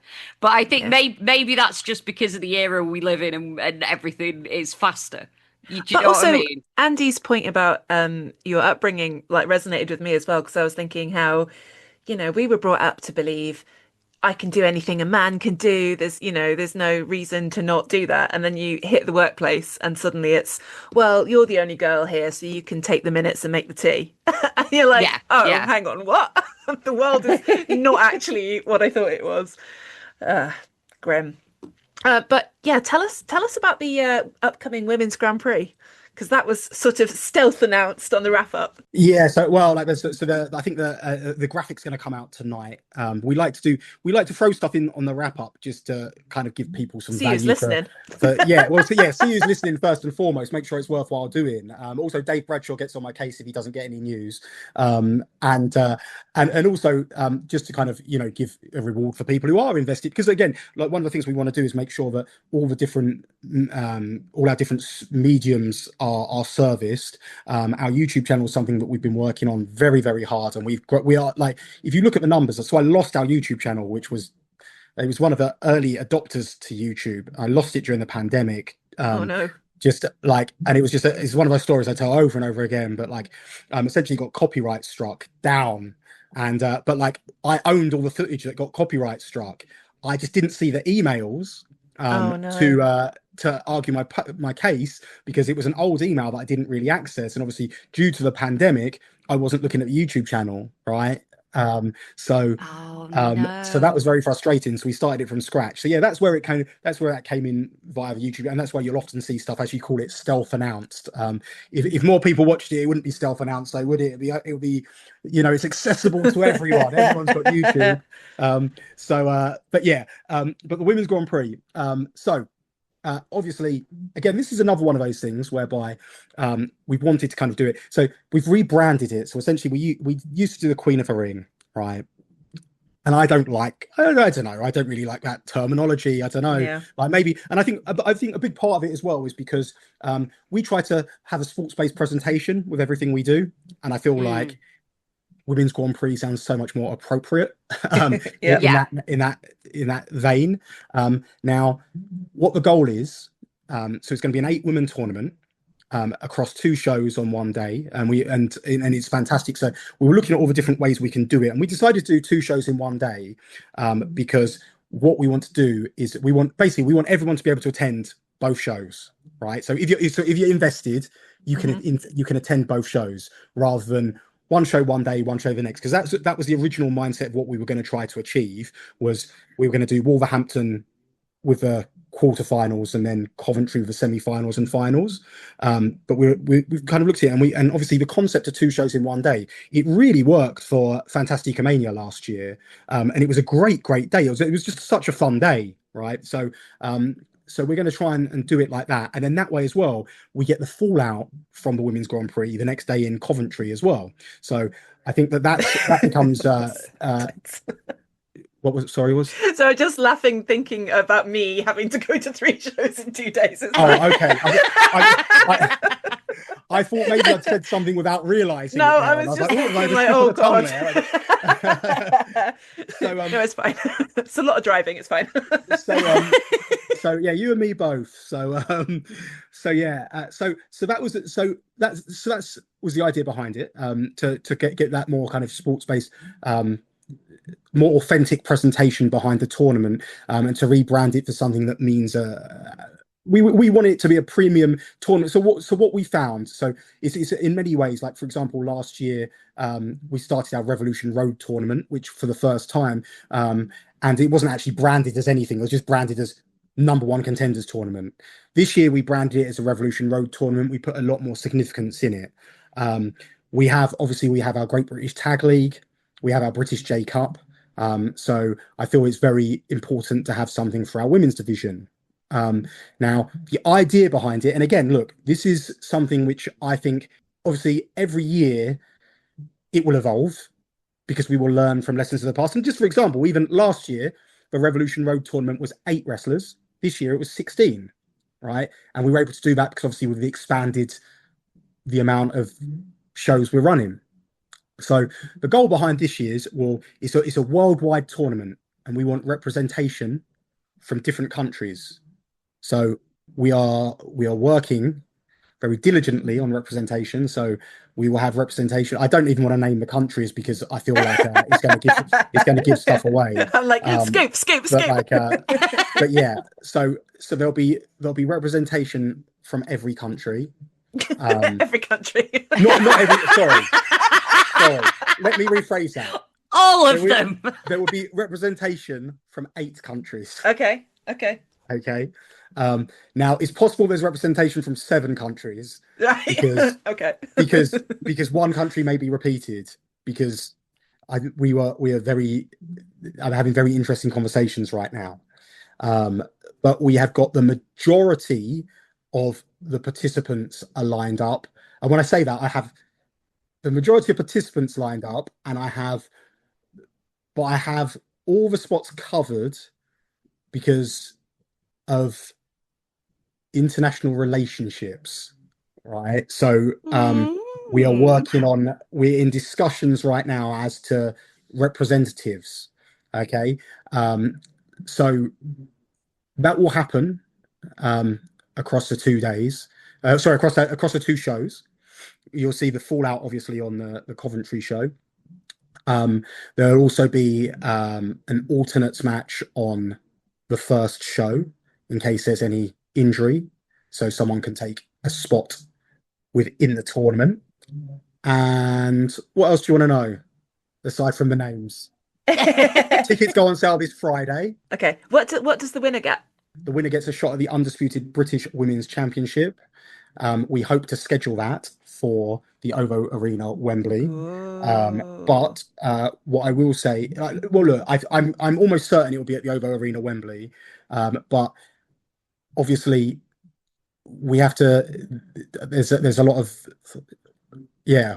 Well, look, okay. I think I maybe. It depends who it is. Yeah, it might be. Okay. So the idea is it's going to happen at the OVO Arena, Wembley, right? Okay. And again, like I'm speaking to you. I do like because we haven't officially announced anything. That's why I'm like, and like, but yeah, it will be the women's championship will be defended at the OVO Arena, Wembley. So the winner of Revolution Rumble receives the championship shot at Wembley. The winner of the J Cup will get their shot at Wembley, and the winner of a Women's Grand Prix will get their shot at Wembley. We've not done the same with the tag league this year because obviously there's a question mark as to if the Young Guns are champions. That match between Young Guns and FTR will be for the tag team championships. If they're not, then that championship will be defended in another match on the show. Yeah. And the tag league will be happening in the weeks following the anniversary show, where the winner of the tag league will get the shot at the tag team championships. And again, that's another scheduling thing as well. That's another reason why, because what we don't want to do is we don't want to go, right, we're committed to running the tag league during these specific shows. And again, look, it was one of those things whereby we could have run the tag league across that weekend, but we decided to run the tag league after and run the Women's Grand Prix prior. And I think it's the right decision to make. And I think that it's a good time to kind of get it done. I think that the Hangar in Wolverhampton's a fantastic venue, gives us all the production we need. It's got a good internet connection, which means that it means we know we can stream the show without any hiccups, touch wood. So that's obviously another great reason to go to that venue. And yeah, I think that it's I don't know, a good time's going to be had. I'm genuinely excited about it. I feel like we've got a great level of a very great level of competition. I think it's going to be an opportunity to bring in some international names with purpose, rather than we're bringing in wrestler XYZ to challenge for a championship, or for an exhibition match. And I think that, and that's something again where I feel like obviously over the last couple of years, I feel that we've been able to lean on, like for example, we've brought in Serena Deeb a few times, who they call her the professor for a reason, and Serena Deeb is someone who's she's one of those veterans. There's not many, like I say, there's not many veterans, you know, Yeah. of the women's division, and she's one of those veterans. Mickey James, another one who we brought in for our anniversary show a few years ago. Another one of those wrestlers you can consider to be a veteran who can and teach lessons. Yeah. So yeah, so but they're brought in with meaning, right? And I think that this gives a purpose behind their inclusion on the shows. And again, without look, I think tournaments create interesting scenarios, and I think that they create interesting stories, if you will, that can then spider out onto future events. Yeah. So I feel like you can look at it as again another catalyst of future events. Like you can see me trying not to give anything away, but very skillfully done, gotta say. There's lots of things. I've just looked at the time and realized that we've been talking to you for like nearly 2 hours, because there's I have so many other questions. Yeah, you'd be here all night. Yeah, if you've got any questions you want to fire away, we can try and do it. We can try and get them what can I quickly, fire at you? So we've recently seen a few sort of intergender things happening in RevPro. We had Rio and Kanji in the Rumble. We had the Challengers versus Champions match at Sheffield. That was Sheffield, wasn't it? Yeah. Are we likely to see more of that? So look, it's not going to be something which is going to become a regular part of Revolution Pro Wrestling, because I think it's very important that we, I don't know, like, look, personally, again, going back to, we try to have a sports-based presentation, right? I think it is important that we try to focus on the division itself and have depth and storylines, throughout the women's division, right? Is it something that we're not shutting the door on it? It's not something that we won't have in the future.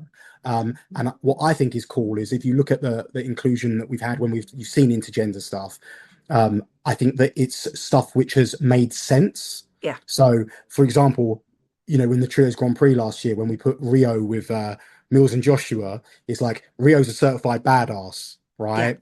And I think that looking again, it's that example of, you said about liking to see the story of someone come through, that wrote that path up, and it makes a lot more, just for me anyway, it makes a lot more impact, because when it's a special, I think a special attraction isn't the right word I'm looking for, but I mean the closest I can get where I'm clutching right now. yeah. But something where those moments are special because we remember them. It doesn't become normal, right? And I think that if you look at the reaction, no one was expecting Kanji to be in that Rumble. I lost my mind when she came out.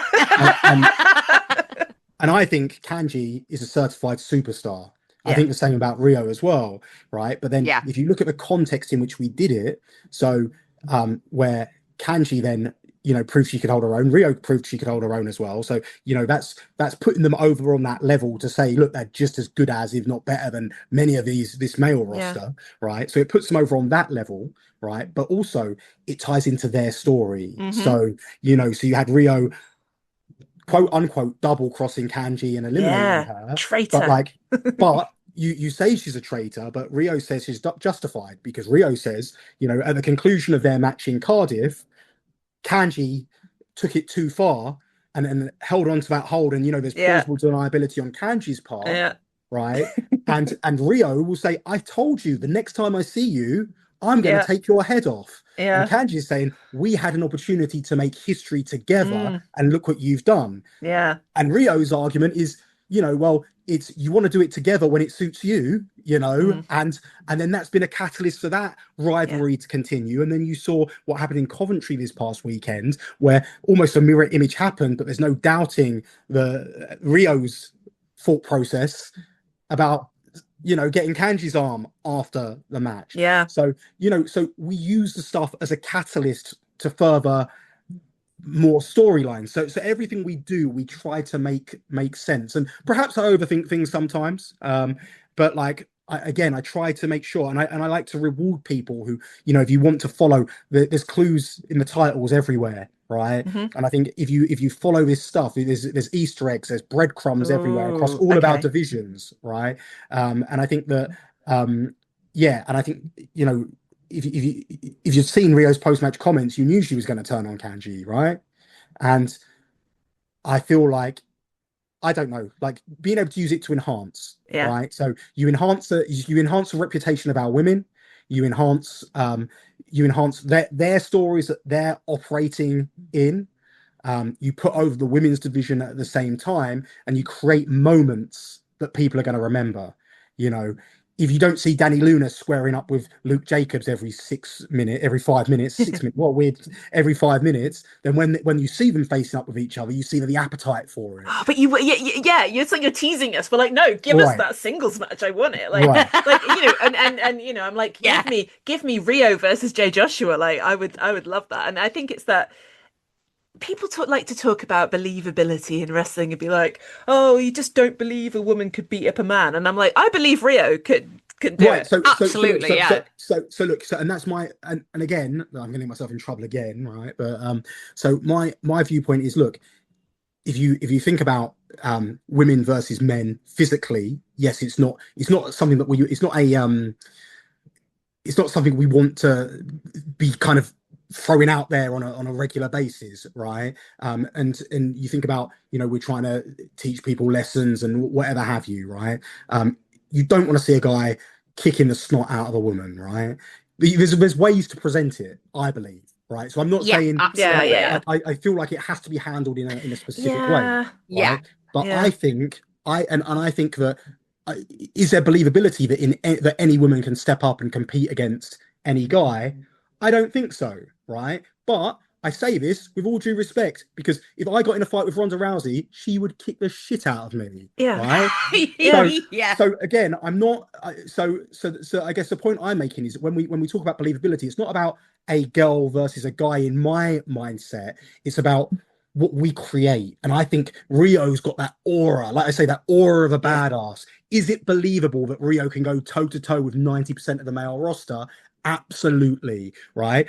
Kanji has proven to be a killer, but not just that. Kanji's proven her technique is better than anyone's, right? So exactly. if Kanji gets in a slug fight with Jay Joshua's going to knock her head off, right? Yeah, But if Jay Joshua swings his arm and Kanji catches that arm, boom, it's game over for yeah, Jay Joshua. exactly. And Yeah, that's where the Yeah. intrigue Yeah. comes. yeah, Styles make matches. It's no different to the big guy versus the small guy, yeah, right? It's no absolutely. different to Yeah. Rey Mysterio competing against heavyweights, right? Yeah. Because you look at it and say there's an air of believability gone with that, right? So, you know, and I think that what MMA proved when it first started was, because again, when MMA first started, was you had all these freak fights, right? So you had the giant guys against the tiny little judo guys, jiu-jitsu guys, right? Yeah. Mm, And the Yeah. tiny guys, 9 times out of 10, would beat the massive guys, right? This is obviously Yeah. before you develop those weight classes, and then everyone starts to learn every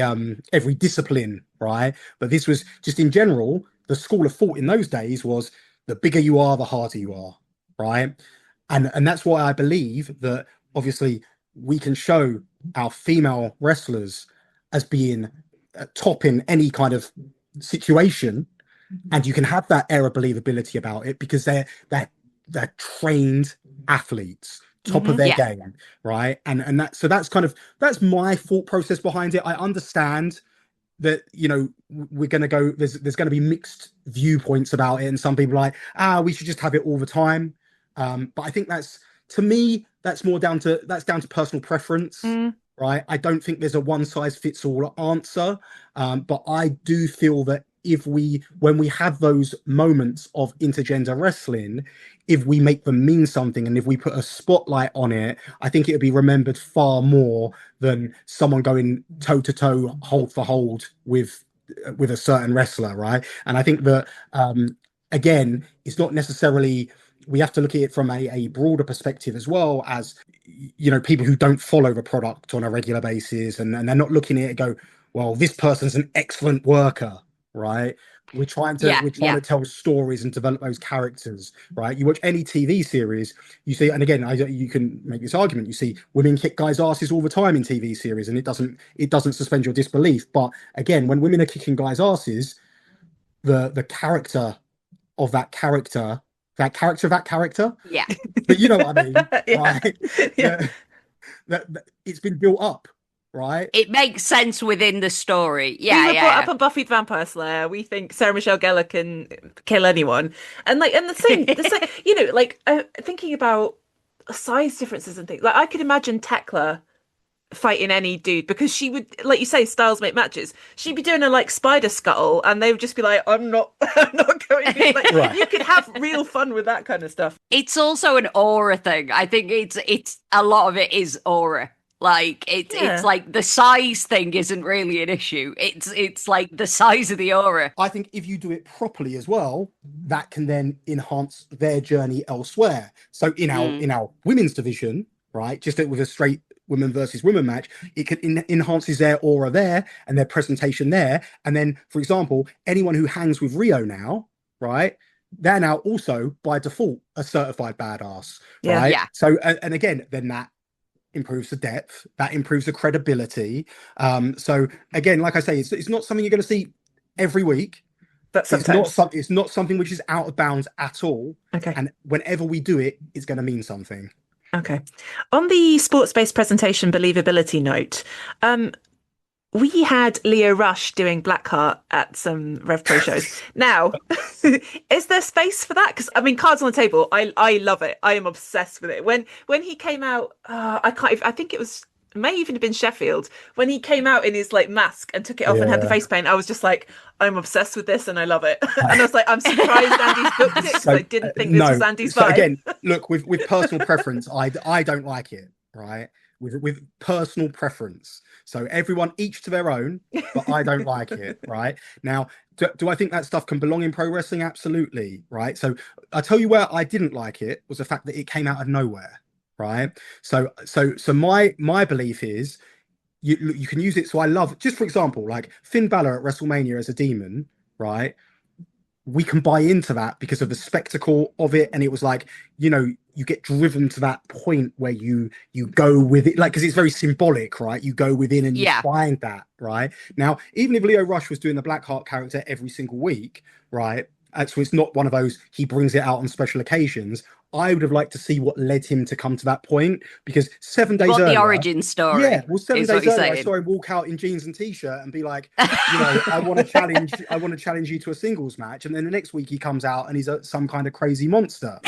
But I kind of like that as like I do I as feel well. like I don't know whether we'll find out, but I'm like paying attention and looking for those crumbs. Like, is he going to reveal like what was happening? I hope so. I genuinely hope so. But like, but again, it's not so much for me, right? And again, but what I will say again is I'm not. Look, there's 2 points to this. It's not so much for me and RevPro right now, right? Is it something that obviously, if you tell that story, can it work? I believe it absolutely can. Right. Mm. Now, do I fault Leo Rush for trying something new out? Absolutely, I don't. Right, because again, that's what wrestling's all about. It's about creativity, Yeah. right?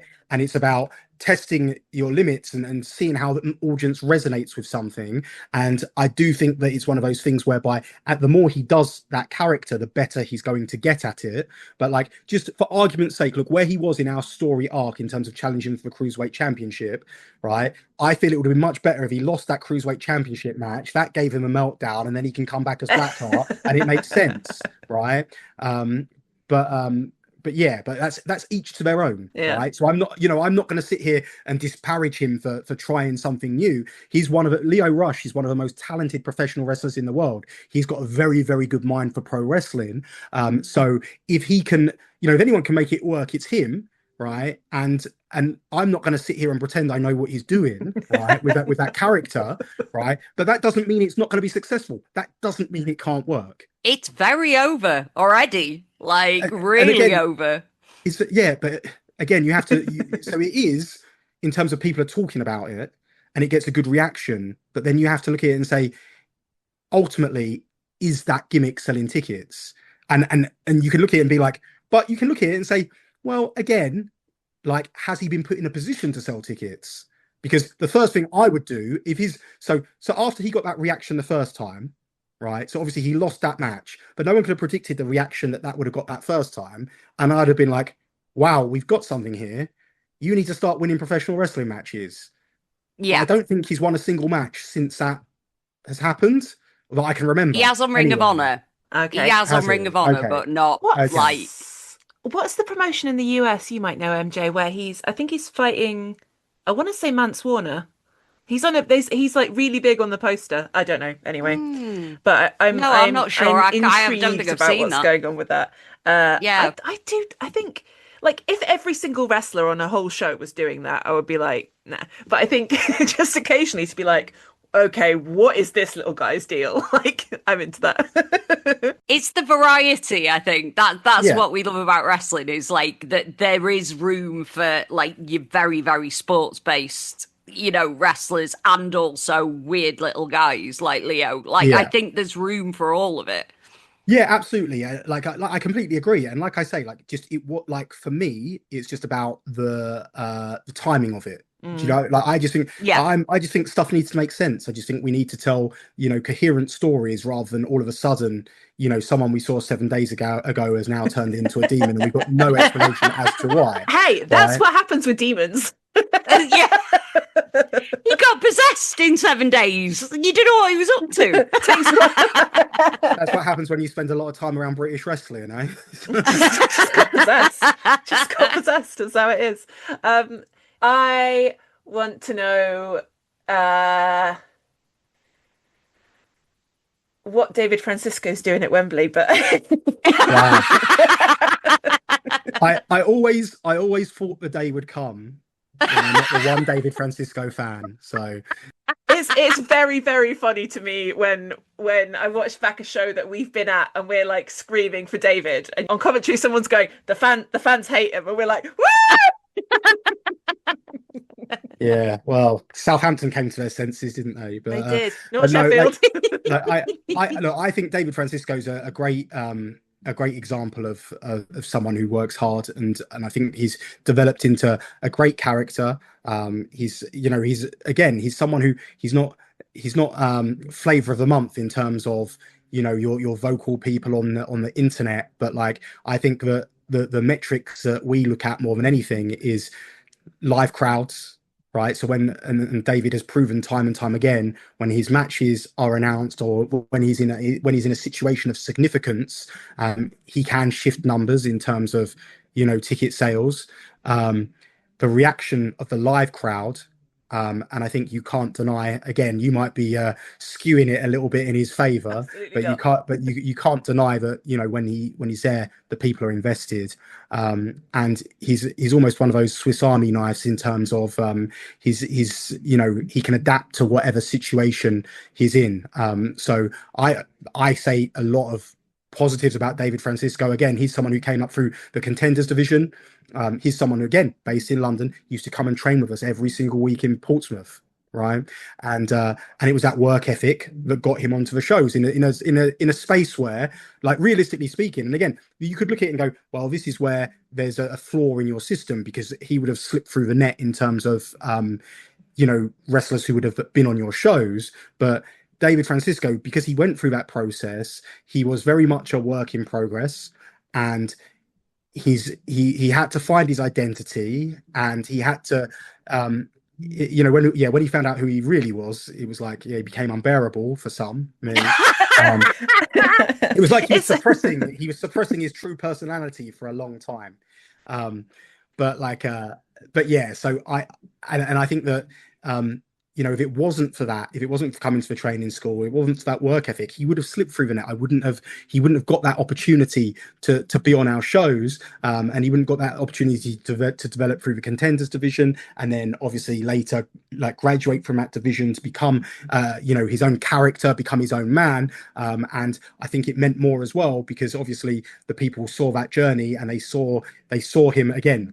He didn't turn into a demon overnight, right? They saw him morph into Very slowly became a demon. character. Right, Yeah. absolutely. It's always really interesting to me, like when I obviously I'm talking about wrestling and I'll have friends who are like, I don't get it, but I'll come to a show with you. It's always interesting to me like who they'll pick out as their favorite. And has been David quite often. Also just luchadors. People love a luchador. Yeah. Yeah, well, I believe lucha libre wrestling. I say it all the time. It's a future. Is that's the next generation of wrestling. Anyone who can figure out the lucha libre style with traditional Western psychology, I guess, Mm. will become a huge star. And it seems like a no-brainer when you look at what Rey Mysterio was able to do. But the luchadors are so talented. I see it more and more working with CMLL. I think WWE have clicked onto it, looking at AAA. I'm not sure that westernizing their whole product is necessarily the way to go, but I do. But they are able to introduce that. You can look at it and say, well, you know, for what they're trying to achieve, because WWE is, I think we always forget what a huge global brand WWE is. And a lot of the time, look at it, the fact that it's been Americanized, right? The AAA product, that may well be part of a draw with the AAA fans, because the AAA fans are very much WWE fans.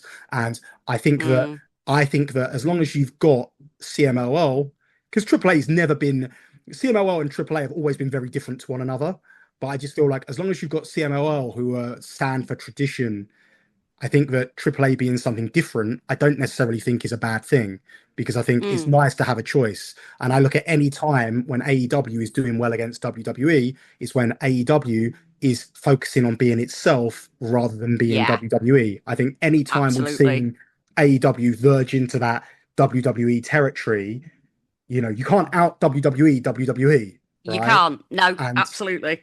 I think that when AEW has that identity, I think all of a sudden that becomes a much more interesting prospect to Mm. like hardcore fans, but also fans of WWE, because there's so much WWE programming on that, like, you don't want to watch more WWE, right? Yeah, But yeah. but you do, but as a wrestling fan, you do want to watch different styles of wrestling. Sometimes you might all for 4 minutes of wrestling and an hour and 56 minutes of promos and ads. Sometimes you might be in that mood, right? But Not like, very often. No, I don't think ever. No, no, no. no, I tell you what, WWE do a good video package though. They do good promos. They do, Yeah. Oh, and yeah, yeah. when they get the wrestling, when the in ring is good, it's very good. So I think that again, like, I love all wrestling, and I think we can learn from any product which is before us. But yeah, I think that lucha libre style is definitely one for the future. It's very much like, when we had our British wrestling boom around that 2015-16 era, it was like the strong style. It was a New Japan style of pro wrestling, which Yeah. which was the next evolution of professional wrestling. I think lucha libre is what you're looking at as the next one. But I just think that it's going to take someone to figure out how to join those dots. But I think, like, it's almost like WWE and AEW have both half worked it out, Mhm. right? And Yeah. I think they're very close, because you look at AEW's use of the likes of Mascara Dorada, Mystico, obviously Persephone, like, who we had over at Mm. that Yeah. anniversary Yeah. show last year. And I think that and Hechicero, of course, a very unique professional wrestler. So their use of those talents is pretty great. And you know, and then you look at what WWE have been doing, and the Grande Americano feud, which obviously bore about on AAA TV, but I think it's it was a spectacle, that match at the weekend, Yeah. and I think it's something that as wrestling fans we can all appreciate, and hopefully it will open some eyes in WWE as well. Yeah. Fingers crossed. Okay. Well, I guess let's end with just to let you plug yourself, Wembley, hype people up to buy their tickets. Yeah, so look, just all I say is, if you appreciate all we're trying to do is produce good professional wrestling shows. There's never an ulterior motive behind what we're trying to do. From since the age of 4 years old, I've been a professional wrestling fan. I've dedicated my entire life to this business. I've sacrificed so much for this business, because I believe in the product that we're presenting. I believe, pound for pound, in terms of from an in-ring perspective, we match anyone in the world.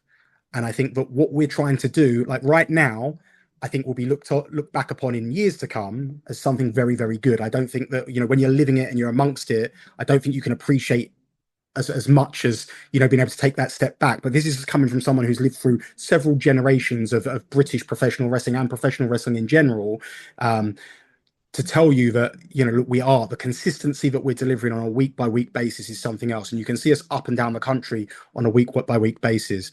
Now, all I ask is that if you're a fan of professional wrestling, you give us a chance and approach everything with an open mind. We're not here, or I'm not, again, I appreciate you're not going to like everything, right?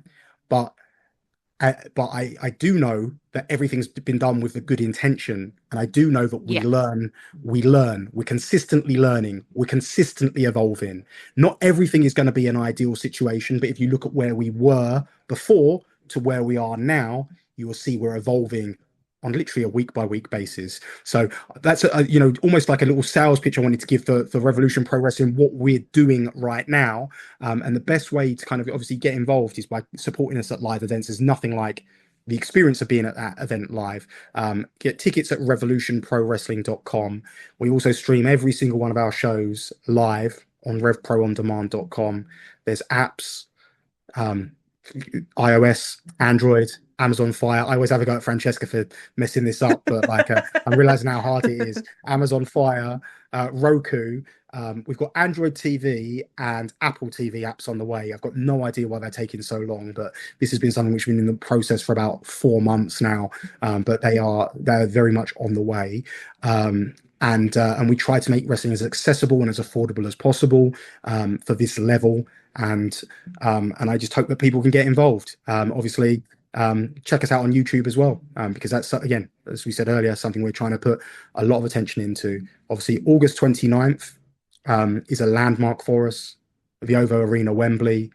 I hope it's a landmark for British wrestling as well as Revolution Pro Wrestling. I've always said that this isn't something that we're looking at as a culmination of all our hard work. It's just the start of the next chapter of hard work, because we continue to dare to dream, and every stop along the way is going to be very important. And I guess the reason we came on this podcast was to obviously talk about women's wrestling, to talk about our role in trying to further it. And I believe that July the 25th, from a hangar in Wolverhampton, the Women's Grand Prix is going to be a very big part of that story, a very big part of that evolution. And like I say, like I hope that anyone who has any negative views about our intention behind anything kind of can step back for a second and look at it for what it is, and that's us trying to produce the best professional wrestling show possible. And that's for us trying to spotlight and highlight the women's division as much as possible. And I hope that people can support it, because again, I've seen people say, "Oh, he wants it to fail so he doesn't have to do another one." Again, give me a break, right? This is again something that is a process. Even if his show doesn't succeed, right, we will learn from it and we will evolve it. It's not but this is no different to anything we do in any professional wrestling show we run. We learn and we evolve, right? And I genuinely hope that people support that Women's Grand Prix, because we're planning for it to be a special night. We've got women flying from all over the world to be a part of the event, and it's going to have real consequences in terms of an undisputed British Women's Championship match at what we hope will be the biggest show in British wrestling. Yeah, hell yeah, cool. Well, I think that's a good hype package.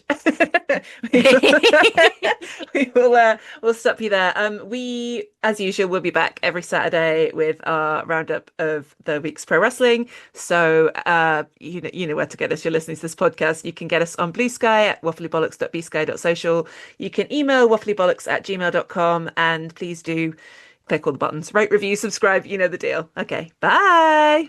Love you, bye.